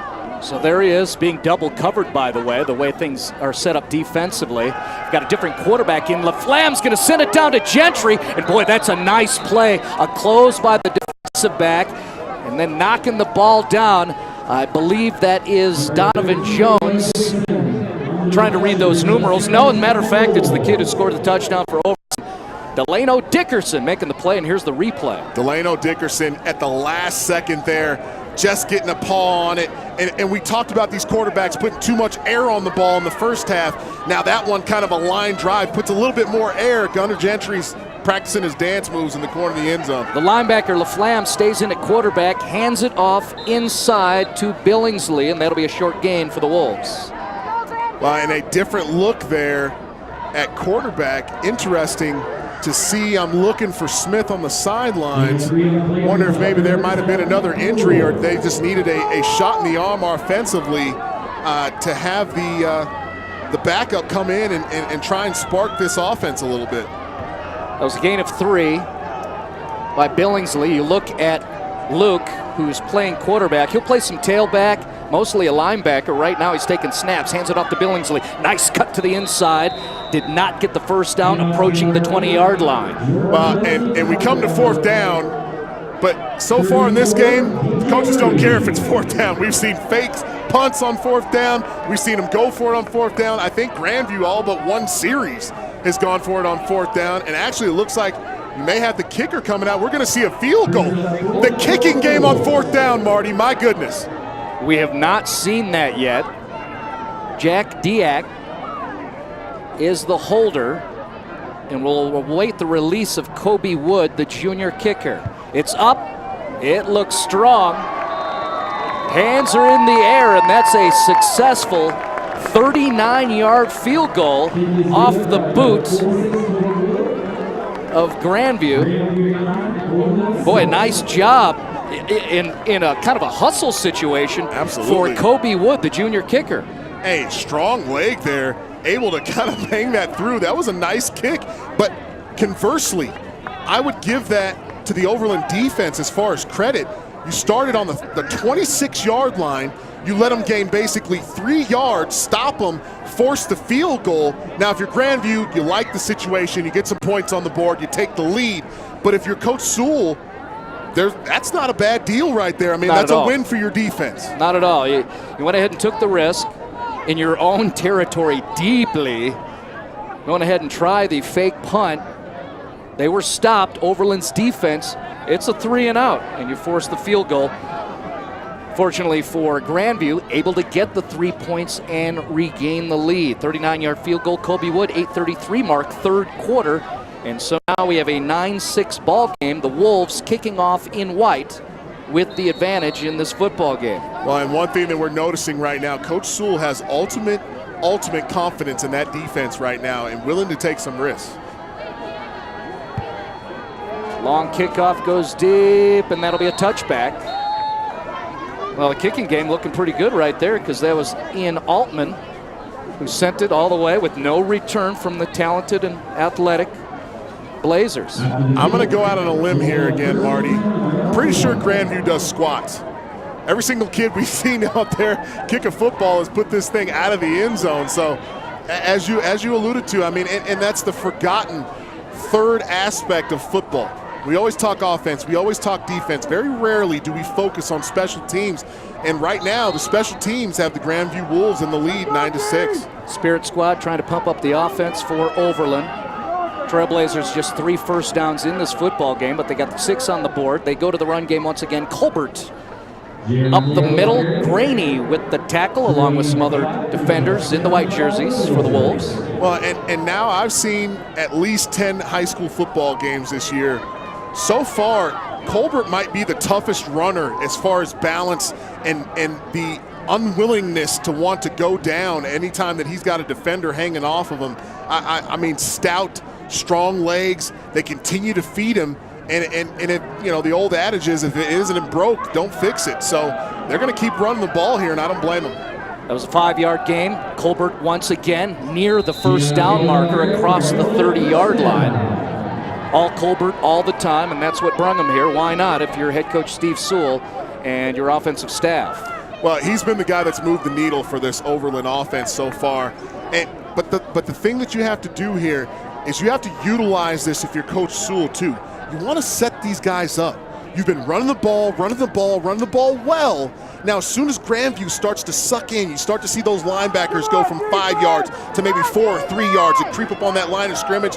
That's when you take your shot deep. Ruiz under center, stacked behind him 2 backs, including Mari's the fullback and Colbert back there. First down play from the 31-yard line for the Blazers. And a whistle blown, flags on the field, so false start most likely for Overland. They'll trot back 5. Looked like the interior of that offensive line for Overland looked like it might have been the left guard there, but either way, and this is, I don't know that it's becoming a theme, but we've noticed it again and again and again so far in this game, but Overland shooting themselves in the foot. They get a little momentum going. They're starting to move that football. Then they have an incident. We saw right before the end of the half. Almost threw that away, but got lucky with the face mask to continue that drive to set up the Hail Mary. So Overland got to stop shooting themselves in the foot here. We're about 5 minutes into this third quarter. Carter was threatening the blitz there, and then they hand it off. Speaking of the Blazers and their offense, Colbert once again, and that is either no gain or a loss of 1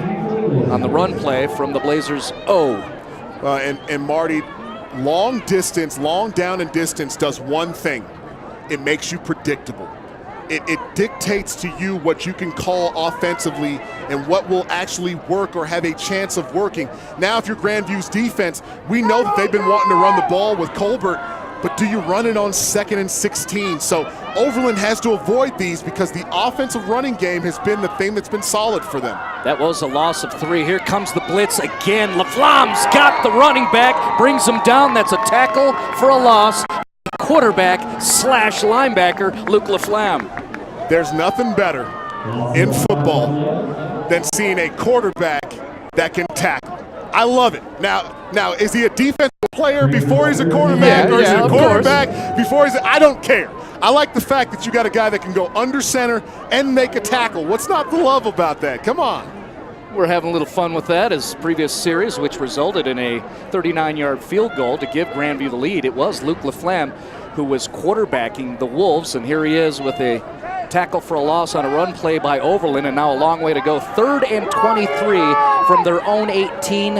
Overland trailing by 3. Again in the eye, again to Colbert. Trying to get to the outside. Boy, big stick along the sideline. There's that tough physical play we've come to know over the years from Grandview, and that hit delivered by the junior Daniel Graney.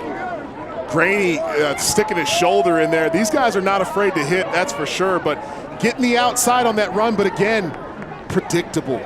Not putting yourselves in a position where you can make your athletes have an advantage over the defense. And again, now this I like to see. Look at the big fella back there getting ready to punt for Overland. Gotta love this. Maybe a fake, Marty? In the high school halls, I call that protection. And now it's Grandview making the block. 3 different guys in white able to get back there to harass the punter. He's fortunate to get one off to at least get a, let's call it a 10-yard punt, as the big guy would get a nice look at, that's number 70 for Overland, Ramir Quick. Yeah, Ramir Quick on that one, 5'9", 285, big kid. Now, that's an interesting call because this is a guy that's played offensive line, defensive line. He's a two-way player, right? And now you've got him punting, so maybe, you know, a big guy, maybe he's a little tired, you know, not moving as quickly as he normally could. So, and again, we just talked about him. He stays on the field. They're right there at nose tackle. So a kid that's playing both ways. They're trying to find ways to come up with plays offensively and in the special teams game if you're Overland and Coach Sewell. Think of the different looks. Overland's 2 possessions here in this 3rd quarter have led to Grandview starting past the 25-yard line. As you see Billingsley sweeping to the far side, and he'll have a decent gain. Grandview's 2 possessions so far in this half as we're approaching the 5-minute mark remaining in the 3rd quarter, plus 26, plus 23. That's a nice way to start offensively. Well, and if you're Grandview and you're Coach Schultz, this is exactly what you want. You got a short field, you've got the clock running, the running game's going. Right now, the thing that you want to do with this lead is run as much time as you can. Following up a 9-yard gain by Billingsley. Back to Billingsley once again. Jordan's going to get that 1st down and across the 10-yard line for the Wolves, threatening once again to start off this 2nd half. Oh, Jordan. When he sees the film on that one, boy, he might regret it. You saw the 2 big uglies. It looked like a counter coming from the backside, the guard and the tackle on the left side pulling around to the right side. If he just follows his blockers, boy, he had a crease there, but decides to cut it back up. You walked into it, apples calling apples, uglies. That's what they are, toughness. Meanwhile, Billingsley to the near side, gets pushed across. It'll be a touchdown for Jordan Billingsley and Grandview from 10 yards out. Well, I basically think Jordan just told me to be quiet. Jordan says, I'm pretty sure I know how to find my blockers and find the end zone. That's why I just scored a touchdown. Great play there, the speed to get outside, cuts it upfield, and a great run there. Grandview taking control of this game now. And if you're Overland, you got to respond here. You do not want to let Grandview get too comfortable in the lead. You know who Billingsley needs to give some love to, perhaps by a cheeseburger, was his trailing tight end, Hayden Eisenhart, who was the one who thrust him forward and across the goal line. PAT up in the air, and it is good. Kobe Wood is true, and Grandview has a 10-point lead after the 10-yard touchdown by Jordan Billingsley. Grandview sitting at 7, entering this football game in the RPI standings as the Mount Massive Conference champs. We're going to shake up a whole bunch of computations. Let's go ahead and look at the RPI heading into this football game and what we need to track. Updated scores thanks to the staff here with Stream It Sports and the Denver Post Preps crew. Regis has a 28-0 lead over Bear Creek. The Bears were trying to maybe slide into the playoffs. Westy and Legacy, well, that's true to your heart. Absolutely. 28-0 lead for the Wolves of Westy. Mullen leading North Glen 35-0 at the half. Shap and Hinckley, the Wolverines with a 17-0 lead approaching halftime. Pomona up big on CT. Mountain Vista 31-0 at the half over Rock Canyon. Fountain Fort Carson trying to get in, trailing Valor 28-7 at the half. Lakewood trying to keep that nice position they are in the top 10. They're trailing Legend at the half 9-7. We'll check a couple more scores. You see that boot, and again a touchback to where Overland will start once again at the 20-yard line. The Doherty Spartans with a 21-0 lead over Boulder at the halftime break, and Eagle Crest is big over A-West, and the Wildcats under head coach Brad Pyatt had a nice position within that RPI. D, what's your read based on the scores we're seeing here on this Friday evening? Well, and you're going to see some shake-up here, but I would be remiss if I didn't put this in motion real quick. I got to tell everybody about the RPI and how it's calculated. First of all, RPI, that's your wins and losses as your own individual team. Then you take into effect your opponent's win and losses. And then one more component to this is you take into your opponent's wins and losses. So a lot calculated into this, but again, some movement could be happening here. We maybe possibly have an updated version of what this might look like at the end of this Week 10 contest that we're seeing right now this weekend. But Doherty, a team that's 6-3 in this league, that has really owned themselves this year, a 6-3 football team. Eagle Crest looking to stay undefeated. I mean, Pomona, 42-0 on Cherokee Trail. And Cherokee Trail, boy, they've had a topsy-turvy season. We've already seen them this year, 4-5, maybe dropping to 4-6 here, down 42-0 at halftime of Pomona. Really, the teams on the edge we've been tracking, Poudre, Bear Creek, Legend, Fountain Fort Carson, and Doherty. Right now, Bear Creek not looking good, but everybody else looking strong. We know Poudre's already won. Overland starting their drive from their own 20-yard line with a Colbert run for 11 yards and a first down. That's a nice start for Coach Steve Sewell and his Overland offense. I tell you what, and I've been noticing it since the first half, but Colbert is just one or two tackles away from just really being gone. He's been close a couple of times, so do not be surprised if he finds that opening and he's able to break that tackle. He's probably knocking his head on the goal post, the fence, the scoreboard, whatever's in the back of that end zone over there. So after the Colbert 11-yard run, Ruiz handing off to Colbert once again, and the Grandview Wolves at this point stacking the box with 8-9 players making the tackle on Colbert. That's a short game, and really a bunch of people get credit for the tackle on that play. And we may, wow. That's a loss of 2. Boy, they got their eyes on number 6 there. Great job by the cameraman there. It looked like he was down on the ground and unresponsive for a quick second. It almost looked as though his teammates were kind of pushing on his chest. He pops up a little wobbly and then kind of regains his consciousness there. So maybe keep an eye on number 6 there for Grandview. That's Darius Tucker, the senior linebacker. Guy that's been all over the field tonight. Well, the officials having an exchange with Gabe Jackson, the nose tackle for the Grandview Wolves, who was in on that tackle. Again, that was a 1-yard gain. We'll correct ourselves. Colbert comes once again. He's got some space. Boom! Attacks one of the defenders and across midfield. Run for Jayon Colbert. Hey, Mama told him something. Mama said knock you out. Colbert is a monster. This kid, look at this here. Come on and get it. The only thing he's missing there is the Leonard Fournette, calling him in to say, come and tackle this. Colbert has been the catalyst for this Overland offense. They continue to pump it, and the thing that's crazy, he's not getting tired. He's up over 20 carries right now, and he just will not stop. Colbert, 18-yard gain, forces D. White to channel his LL Cool J. First down, Overland Trailblazers, and that'll be a stop short for another gain of 0 to 1 yards by Jayon Colbert. Well, I guarantee you, since you're going to go that route, Overland's saying don't call it a comeback. They want to try and get back into this game. Marty, we could do this all night long if you want. There's a lot of LL Cool J songs. As we do have an Overland player down, and that is Colbert. that could be a huge loss for the Blazers. Well, I like that he's getting up. Looks like a stinger. And, you know, you've played yourself some football. Absolutely. Coach yourself some football. You've seen these. So what I'm hoping is just to pop in the stinger and maybe miss a couple plays, because we enjoy watching the work of Jayon Colbert. So Colbert with a big run, got him across midfield. Overland's got a 2nd and 10 coming up. They're down 10 here in this game on the Post Preps Game of the Week. There comes a time in every athlete's life when their participation in sports is coming to an end, and so officiating is a way to stay involved. The day I started officiating is just as fun as now. When I'm officiating, making decisions, a decision that's instantaneous, for me there's no greater feeling. I became an official because I wanted to give back. Get off the couch and get into the game. Become an official.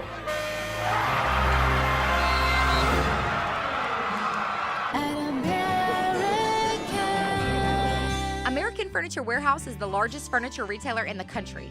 And now you can order online at the new AFW.com. Shop the largest selection of living room, bedroom, and dining room collections, all right here at the lowest prices.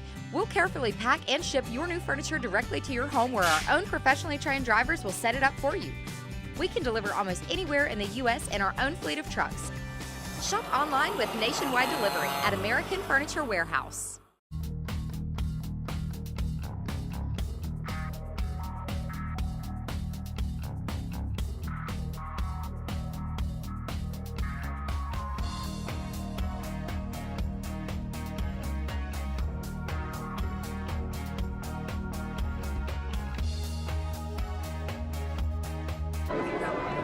Well, Jayon Colbert, upper right corner, is being ushered off, and there's a good look. The medical staff of Overland will keep an eye on Colbert, the star running back for Overland. Can't tell if it's a stinger, right shoulder, left shoulder. We'll have to keep an eye on him. So the star running back for Overland off the field right now. Meanwhile, 49-yard line, 2nd and 10 Trailblazers off the eye. Here's a reverse going to the far side. And chased down for just a gain of 2. Boy, that's some nice work defensively for Grandview and Nick Kibbe, the sophomore. Well, and the guy that'll come in at tailback is the guy that so far has been the only guy to score some points for Overland, and that's Delano Dickerson. He's been the guy that they've kind of plugged in when Colbert has been out. So I'm sure we'll get a little bit of a dose of him. But number 11 there, as you said, Mr. Rice for Overland, trying to get outside there. Looked like he could have fought for a couple extra yards there at the end, but decided to be smart, get out of bounds, and maybe not be at risk for a turnover. Let me add correction as we again look at the far side, awaiting for a 22 to come back out on the field. Instead, you can see a couple of different numerals. Jalone Rice, along with the wide receiver, Delano Dickerson, coming out. Still the eye set. There's Mari's the big fullback. He'll protect for Ruiz. Going downfield, ISO situation. Wow, that's excellent defense. It's going to be an interception for Grandview. Quentin Goodgain, the junior DB, with the pick for the Wolves. Okay, now there are people in this life, Marty, their football names more than other football names. How do you not like Goodgain? I mean, that's great right there, but even better than that name is the defensive play he just made right there. That's exactly what you teach your defensive backs. Stay over the top when the ball's in the air, you play the inside, force the wide receiver outside, and then you become the receiver. That's exactly what you want from the defensive back there. A great play by him. Big turnover for Grandview. And something else that I noticed, I got to throw this in there, Marty. As soon as Colbert goes out, they go to the pass. Right. Completely change their offensive mindset, and maybe that put them in an awkward spot there in the interception on offense. Quentin Goodgain, no fly, gets the pick for Grandview. They're going to set up at their own 17-yard line. And then a whistle blown. Delay a game for the Wolves, so having a hard time transitioning after the turnover, getting out onto the football field. We'll keep an eye on Colbert, the running back for Overland. Meanwhile, we've had 2 consecutive series where Luke Laflamme has been taking snaps for Grandview's offense, and that will be the case on this 3rd series of the second half for Grandview. A little switch up there, 2-4 behind center on a 1st and 15 play. to the run game. Billingsley's got an opportunity here. See you later. Bye-bye. Can anybody run him down? Murray gets knocked down by one of his own players. Billingsley with a 83-yard touchdown run for the Grandview Wolves. Billingsley, I mean, we've been giving credit to Colbert all night long. Billingsley, the touchdown on the last drive, now comes back with a touchdown on this drive. A guy that might be working his way into that conversation for American Furniture Warehouse player of the game so far. But again, turning on the Jets, getting outside, and as you alluded to right here, the two defenders fighting over position there, trying to get the stop. But it looks like the refs are going to be calling it an unsportsmanlike. But if that's an unsportsmanlike, is that dead ball? Okay, so that is a dead ball. Right. So that'll probably be enforced on the kickoff, not on the extra point. Points stay on the board. Billingsley, 83-yard touchdown run. You know, as you watch that replay, knowing Cameron Murray for Overland, the defensive back, and what a track star he is, that's who I was looking for. Where's number 2? It's the only guy in the field that can chase Billingsley down. And then you saw the collision between two like jerseys to where Murray fell down and Billingsley advanced all the way across the goal line. A huge play. After the turnover, after a flag to open their series, Jordan Billingsley scores his second touchdown of the third quarter. Well, and the one thing that you work on defensively, any defensive coordinator, the best way to put yourself in the best position to stop an offense is angles. Taking the proper angle. Once Billingsley gets outside, it looks like Overland was late trying to change that trajectory and give themselves the right angle to cut Billingsley off. And as you talked about, Murray rounded that corner and got real close, and then his own guy kind of trips him up. So right now, if you're Overland, 1:37 left in the third, you're down 2 scores. It's not time to panic. Stay with your game plan. Hopefully Colbert's back in action here. But as I'm looking over there on that Overland sideline, sitting down on the bench, head down, head in his hand. So not a good sign for the Overland offense. But Delano Dickerson, a guy that we saw make a play in the first half, he's one of their better offensive weapons, a better offensive athlete. So I assume that they're going to try and get him into motion and hope that he can kind of give them that same production as we see Colbert there down on the sidelines. That is Jayon Colbert, the star running back for Overland, with his head down being consoled by his fellow teammates. Meanwhile, you think of this in terms of what has changed from the first half. It was a 6-6 ball game. Trailblazers with momentum after a, we'll call it a short Hail Mary, 27-yard catch by Delano Dickerson to tie it up. It was 6-6 coming out of the halftime break.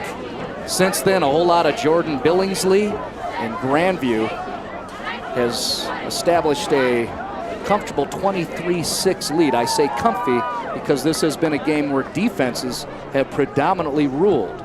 Well, and Grandview, Billingsley becoming the guy. Now, when we set this game up, we talked about Gunnar Gentry. Yes, we have. But they haven't even had to use him because this running game has been so efficient for them. So far in the second half, they have been unbelievable. In the first half, kind of sputtered here and there, but in the second half, smooth sailing so far for this Grandview running game. And there's another boot right there, and this one's going to be returnable, except for Karen's back to the end zone. It will be another touchback in a different way. All looks the same on the stat sheet for junior kicker Ian Altman. So kicking game looking pretty good here in this regular season finale for both these squads. Grandview, the conference champions out of the Mountain Massive League, guaranteed a top 8 seed in the upcoming playoff seedings. They'd like to get a nice victory and try to shake up those points, see if they can get to 6 or 5, and see what the matchups are from there. Overland, as we look at the league standings here in this final week, Grandview up top, Overland kind of in the middle. Really, Overland would need to get a strong win and then a whole lot of help to be able to get in that top 16. Right now, Overland is trailing in this football game after a big third quarter for Grandview. To the run game once again, no 2-2 out there. And will be a 5-yard pickup for the Blazers. Yeah, no 2-2, but they definitely got a 3-2, or actually that's and it looks like he's coming up lame, so this could be the second running back on consecutive drives. That's Vajon Robinson. This is the guy that was involved in the passing game early on, and now they're trying to find a replacement there at tailback, but him hobbled now as well It'll be interesting to see how they're going to be able to generate offense, and that's after a 6-yard gain and a good run. So that sets up 2nd and 5, we'll call it here, and look at the pressure in the backfield. Kevin Clark making that tackle. Nice job by Kevin Clark as Donovan Carver carrying the football there. He's going two-way now. And if you're Coach Sewell, you play your best players right now. And so far in this game, Overland, the best player for them might have been Donovan Carver besides Colbert. So right now, Coach Sewell trying to find anything he can to try and create a spark offensively for this Blazers football team. I set behind Ruiz, 3rd and 6. Overland trailing 23-6. Here comes the run blitz. Ball to the turf. Missed exchange between center and QB, and then a whistle blown before the tackle, or maybe they're playing it safe. Yeah, hands in the air. 4th down coming up. So a loss of 1. Well, and this is tough to see if you're Overland because, you know, with Colbert in there, I mean, you felt like you had a chance. You had that spark. And now you can kind of see it on the sidelines over there for Overland. Not as much juice, not as much excitement right now. But if you're Coach Sewell, this is when you have to seize the moment. You got 12 minutes left, okay, fellas? You're 5-4 football team. You want that winning record at the end of the year. You got 12 minutes left for the rest of your lives if you're seniors.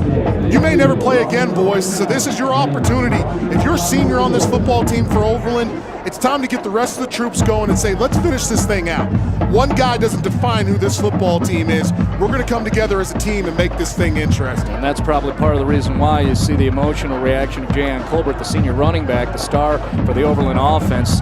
His season may be done, and that's certainly critical impact here in the second half. Grandview tied 6-6 at the half. Well, they won that quarter 17-0. They now have a 23-6 lead after a whole lot of Jordan Billingsley.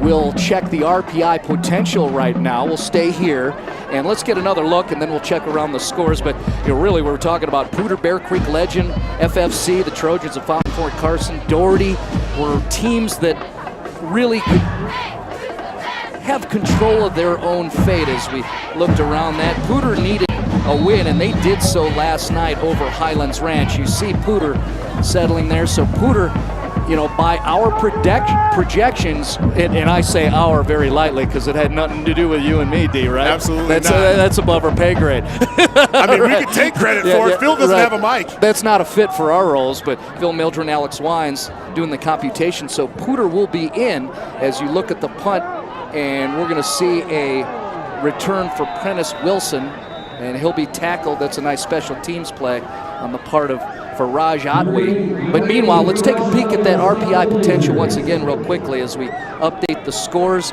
Lakewood now leading Legend in the third quarter, 13-9. Lakewood projected as an 8 seed in the playoffs. Legend right on that fringe there at 17, definitely needing the win to try and stay in it for sure. This is the potential. And right now the Titans trailing in the third quarter. Who else are we looking at that can control their own destiny? Well, and Legend knew going into this game, if they win, they're in. So this is a huge game for them right now. Fountain Fort Carson needed a win to get in. They're trailing Valor in the third quarter 35-7. Meanwhile, Grandview with Luke Laflamme throwing downfield. He's got a man behind 2 defenders. Then it's a jump ball, 1-on-2, and it falls incomplete. The intended target was Dane Prim, the tight end. But a guy that you've been talking about since the open, Cameron Murray, stepping in and making a play, the guy that you see on your screen right there, but a great defensive play, able to slip his hand in there. And what you want to tell these defensive backs is you're waiting for the wide receiver to show his hands. As soon as the wide receiver shows his hands to try and catch that ball, as a defensive back, that's when you're taught to rake down on those hands and try and knock the ball out of there, and that's exactly what we saw from Murray. Cameron Murray going to join Austin Conway, former Blazer up at YO. Meanwhile, here's a run to the near side. Billingsley taking a pop to the sternum. Got some nice yardage on the play, but good defense. Looks strong from Wendell Cole, the junior linebacker. Billingsley might not want that one back again. He looked like he was going outside. He had the corner, but thought maybe the defense was overplaying it to the outside, tried to cut it back, and able just to trip him up. Boy, I wonder if he was able to get on the outside of that corner, we might have seen another long touchdown run like we saw earlier. Call it a 6-yard gain by Billingsley, 3rd and 4 from plus 49. LaFlamme, pitch, Billingsley. Looking to make the cut. No, there's nothing there, and he's taken down. Way to flush him out, and then a nice tackle on cue after we were talking about Cameron Murray. Well, and just as I was talking about before this drive started, seniors, this is your last game, buddy. You're right. You got me hyped up. Absolutely. These are the last type of plays that you're going to have, the last chance that you're going to have. And again, Grandview taking a shot here on 4th and 10. Okay, they're going to back off. Harris will retreat, and so it'll be true punt formation. Return man awaiting at the 20. That's Murray waving everybody off. It's a short kick and a fortunate bounce if you're a Blazer fan. Downed at the 41-yard line by Julius Carter Jr. All right, now, defense did their job, right? Yes. Coach Schul talks to that defense and says, hey, we need to stop here, boys. Now, offensively, you get the ball back, and this is your opportunity. I mean, again, I can't reiterate this, but if you've been around coaches, and I know we talked to Tim Tassone earlier, I guarantee he understands, these coaches have to reiterate to these upperclassmen, you have few chances, boys. It's 23-6, you're down, but so what? Let's finish this thing like men, like the men that we teach you guys to be as good coaches, and I guarantee you that's exactly what Coach Schul is telling them right now. Kind of tying it all together with the historical and the now in these programs. What would Coach Tassone and Coach Manfredi say right now? Something similar, I would suspect. 10.5 to go. Ruiz downfield. Receiver extends his hands, and how about the technical work defensively on the run by Aaron Harris? More and more and more, when you watch this Grandview team, you realize how good coaching is on that side of the sideline. Great coaching on the opposing sideline as well, but the way that the defensive backs have played the ball, the way the defensive line has taken on blockers, the way that the linebackers fly to the ball, they're making plays in the backfield. I mean, this Grandview team is a testament to who Coach Schultz is as a coach, and we're seeing it on full display tonight. One-on-one, step for step. Harris read the arms. As soon as they lifted, he knocked the ball loose. 2nd and 10. Handoff. Inside. Boy, nice pressure up the middle by Samote Patterson Samate, and eventually tackled by one of his teammates. Well, and Donovan Carver, 5'10", 210. We've been talking about him all night long defensively, offensively, trying to get a spark. And actually, the first move he puts on the defender in the backfield was pretty good there, a little shifty, but you can't outrun them all if the guys aren't blocking for you really well up front. So not able to get a squeak away on that one, but a 3rd and 11 here, probably a passing down. Now, earlier in the game, they tried to run here. Will they run or maybe take a shot here? Saw a couple of good looks. The junior linebacker, Graney, he's threatening to blitz right there at that middle linebacker position. 3rd and 11. Ruiz to pass. No, he's sacked. 4th sack of the game. And 2nd sack of this football contest. Oh, KKK. Oh, Key. I'm trying to tell you, man, he's been a terror off the edge over there. The only way they've been able to stop him is when his helmet rolls off of his head. That's the only way they can get him off the field. But again and again and again, the constant pressure from that front 7 of Grandview is just too much for that Overland offensive line right now. American Furniture Warehouse Player of the Game will be announced at the conclusion of this game. I like to spread it around, and I got a defense that only has 6 points yielded so far, and a young man in Okiki who has 2 sacks in this game. Note to the crew. Of course, I'm sure Mr. Billingsley is also on that list. He's got to be with his 2 touchdowns. I was just going to say, I think he's got to be, but you know, this has been a true team effort from Grandview tonight. We've seen good offense, we've seen good defense, we've seen good special teams. We talked about the kicking game. They got a field goal in there. They've been kicking the ball into the end zone, not allowing a lot of returns. So this has been definitely a group effort for Coach Schultz and the Wolves tonight. Let's take a peek at some of the scores around Class 5A, since that's where we are right here within the Mount Massive League. Regis with a 28-0 lead over Bear Creek. That is in the 3rd quarter. Legacy leading Westy 35-0 in the 3rd. That's not good for Westy. We have an update. Pomona with a 48-21 lead over CT, the Cougars of Cherokee Trail. That is a final now, so Pomona moves on without their starting quarterback. They get a big win over the Shap Wolverines. Here we're under 9 to play at the Stutler Bowl. There's a big kick by the D lineman. Prentice Wilson, fair catch at the plus 49-yard line. Well, Let's go ahead. I bet your bottom dollar Max Borghe's probably got something to do with that Pomona win. Yeah, just a hunch. You think? Just a hunch. Yeah. Pomona missing their starting quarterback.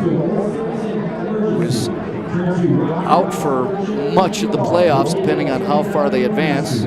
Meanwhile, fun to watch. Two-way lineman Ramir Quick punting the football for Overland. Mullen with a huge lead over North Glen, 49-7. That's in the third. Shap 32-0 over Hinckley. That's in the third. Really not a lot of tight ones. Lakewood's up 13-9 in the third over Legend. That's one of the key ones we're going to be watching. Meanwhile, it's Billingsley again. He gets across the 40-yard line and picks up a first down on a first down play with Grandview holding a 17-point lead. Well, I love to give out my nicknames, and I haven't given one out all night tonight, but I'm going to start calling Billingsley the town car. Okay. Smooth, in and out of lanes, finding his way, cutbacks, but he's got the power, too, at the end of those runs. I mean, Billingsley leaves nothing to be desired. I mean, this is a guy that gives you everything on every single play, and he's done it all night long. And that's a Lincoln, and that ties in because the conference is in 5A, named after 14ers, so there you go. Meanwhile, LaFlamme looking downfield. He's going to go the short route, tries to get his tight end, Hayden Eisengard. Ball falls out of bounds. That'll be incomplete. And a third down play, second down and 10 coming up with 8:04 on the clock. Here's the thing that's interesting for me. I know we've been giving Coach Schultz a lot of love tonight, but I do have a question right now. You're up 23-6. You got 8 minutes left in the game. They haven't been able to stop Billingsley or whoever you've had in the backfield. Now you're starting to throw the ball, stopping the clock. Do not leave this door open for Overland. We've seen a lot of craziness in high school football. I think you're better suited to just try and run this thing out. Well, there's athletes on the field, both sides. Toss play to Billingsley, and he loses his footing. So just a gain of 1 for Billingsley. We'll call it 2 yards and a 3rd and 8 coming up. Might have been a slick spot on the highway there for the town car, Billingsley, but able to over the course of the night, I mean, he's been the guy. He's been the workhorse. But an underrated move for Coach Schultz, the switch at quarterback.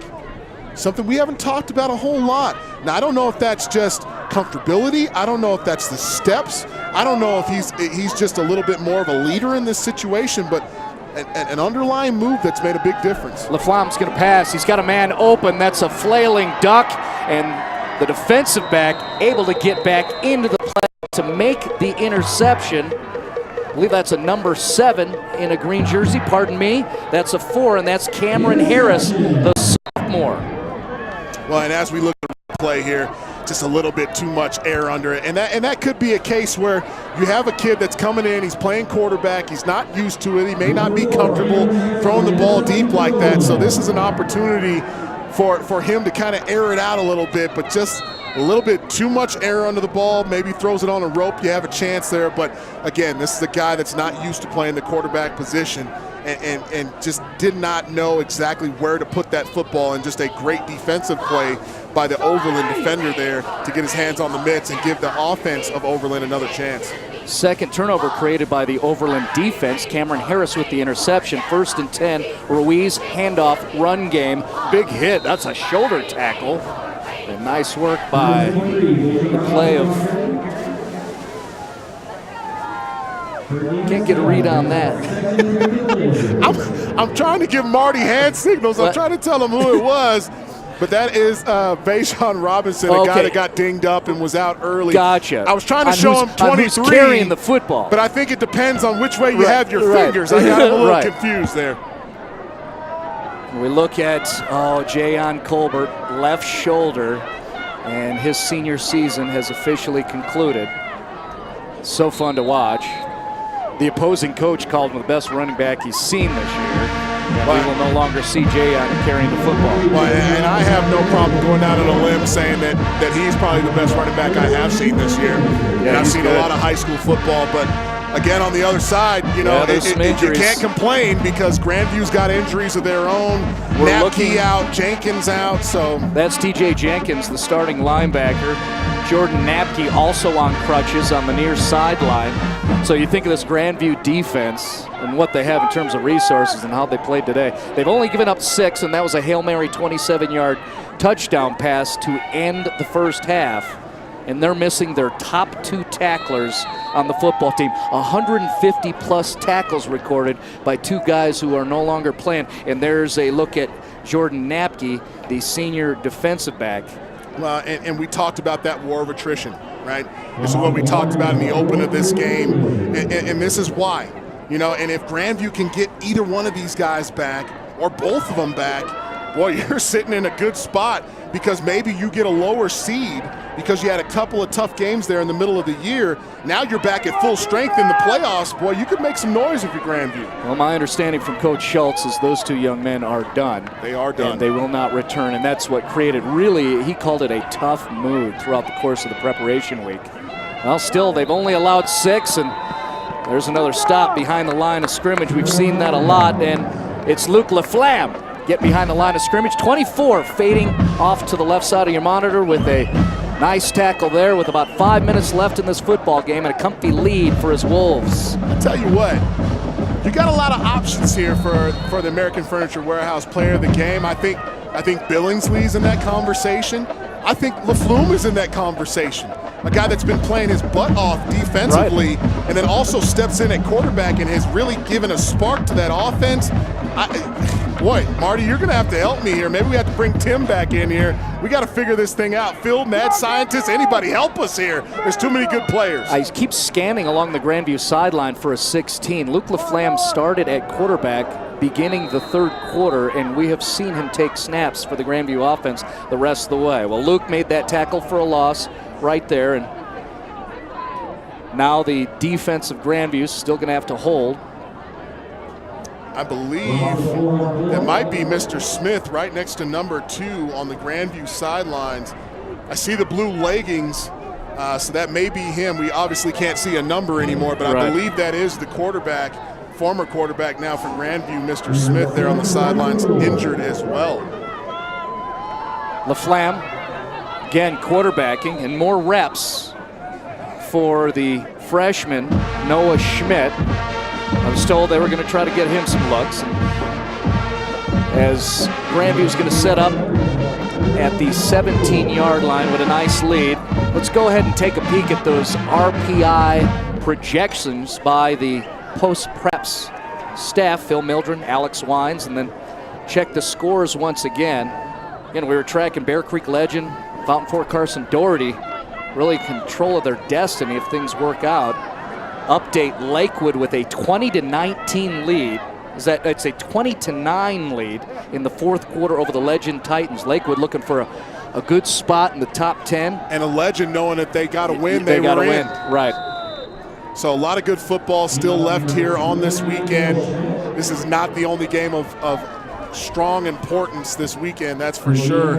But, you really got to take your hat off to this Grandview offense, defense, and special teams. Again, a complete win, seemingly.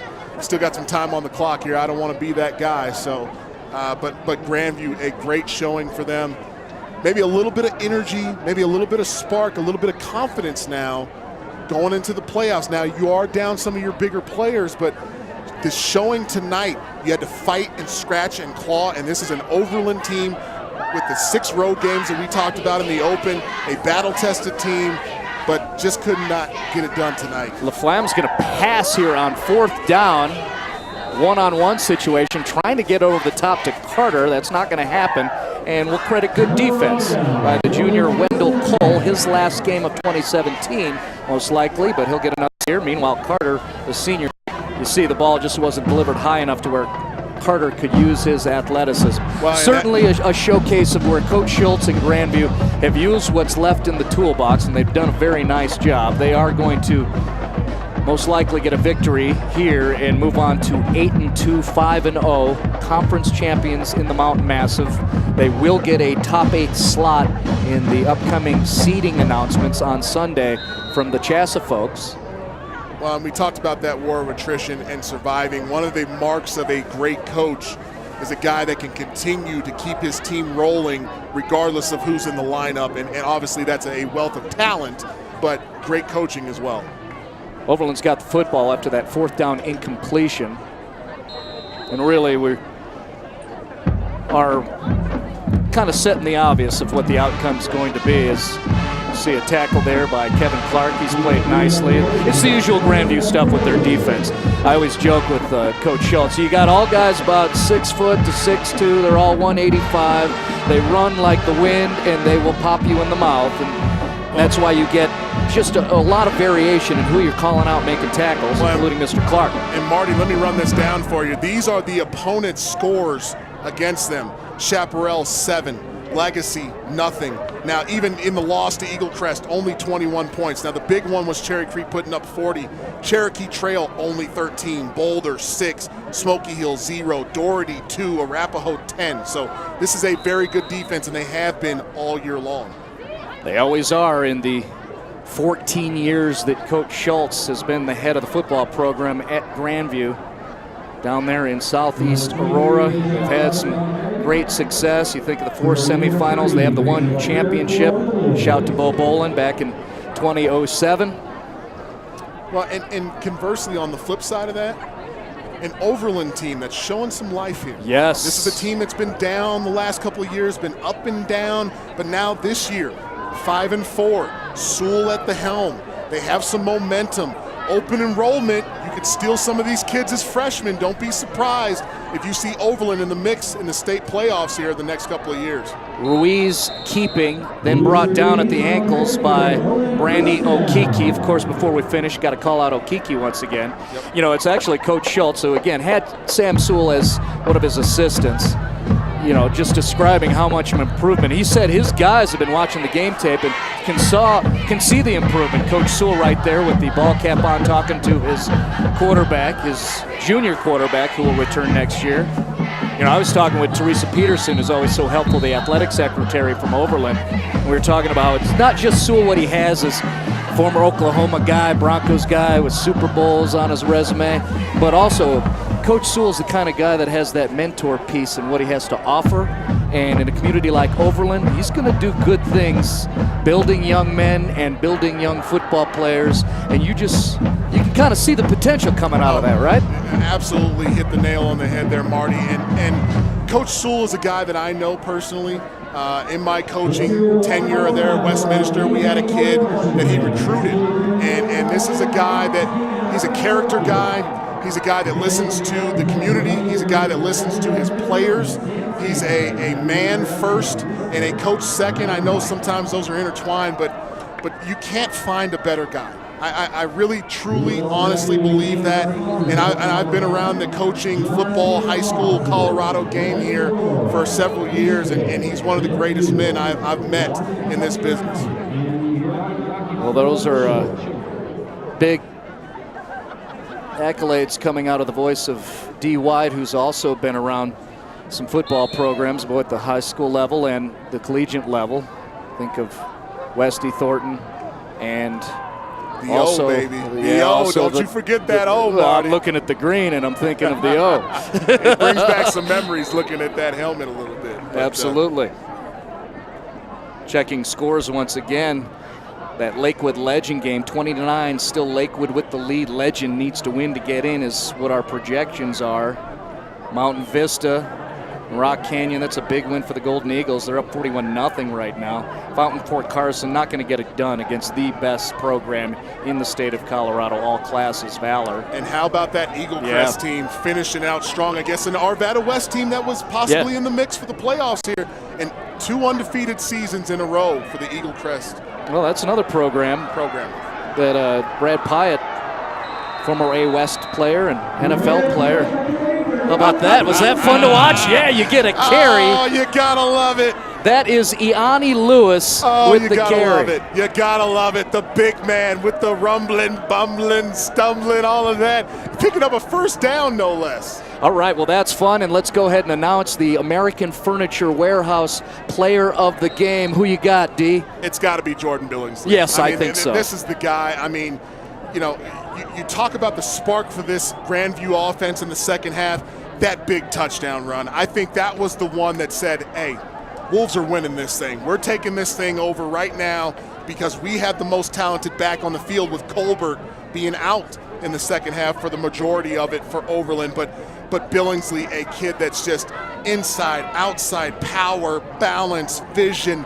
everything that you want from the running back position, and he will be a factor for this Grandview team in the playoffs. You mark my words. Well, here's two good looks by our camera guys. We appreciate Mark and the gang for getting us this. That's our AFW player of the game, Billingsley. You can tell by the consolation with the hand to the back, that is most likely Kyle Smith, like you called out, D. So we'll have to follow up. So maybe another injury or two for Grandview. So, right. Obviously losing two of your senior leaders on defense, but possibly losing your quarterback. But I got to give, even though we didn't give him the player of the game, Luke Laflamme came in. Yes. He led the offense. He led that attack and then was the leader defensively as far as making tackles, getting in the backfield. So he would probably be my runner-up for the American Furniture Warehouse player of the game. But Jordan Billingsley, just too tough, too strong. As we take a look at Colbert here, great look by the guys here in the booth. A young man that really sparked Overland in this first half. And at the end of the first half, Marty, there's not a person in this building that didn't think that Overland had a chance. Oh, yeah. Not one person. So, losing him late in the second half, boy, that really took a toll. But Overland fighting all the way to the end, but Grandview just too much tonight. So Gunnar Gentry scored in the opening minute of the second quarter on a 19-yard touchdown reception, his only reception of the football game. Then Overland tied it up with zeros on the clock to finish up the first half. Delano Dickerson with the 27-yard reception, and then Grandview exploded in the second half, starting with the Kobe Wood 39-yard field goal, then two Billingsley scores, touchdown runs of 10, and then the long one of 83, and then Grandview coasted to a 23-6 victory. The Wolves will finish the regular season 8-2 and 5-0 as conference champs. Overland will finish the season 5-5, 2-3 within the Mount Massive. But we've seen the good stuff. Talked about that under first-year head coach Steve Sewell. We wish them the best in 2018. Grandview, we know this. They've got one more game after the victory this evening. We got to say thanks a lot to people participating in this broadcast. Phil Mildren, the executive producer, and our geek on the RPI, Alex Wines, technical director, Justin Salvia, Mike Trujillo, Mark Olson. Thank you so much for the visuals. For my partner, D. White, thanks, my man. It's been a heck of a season, Marty. It's been a pleasure. Yeah, we've had fun. As you look at the highlights there, finishing off appropriately with a Billingsley score. So Grandview with the win here at the Stutler Bowl. They'll finish up 8-2 and now await Sunday's announcement of the playoff seedings. I'm Marty Cesario. We say goodnight from Greenwood Village, Colorado.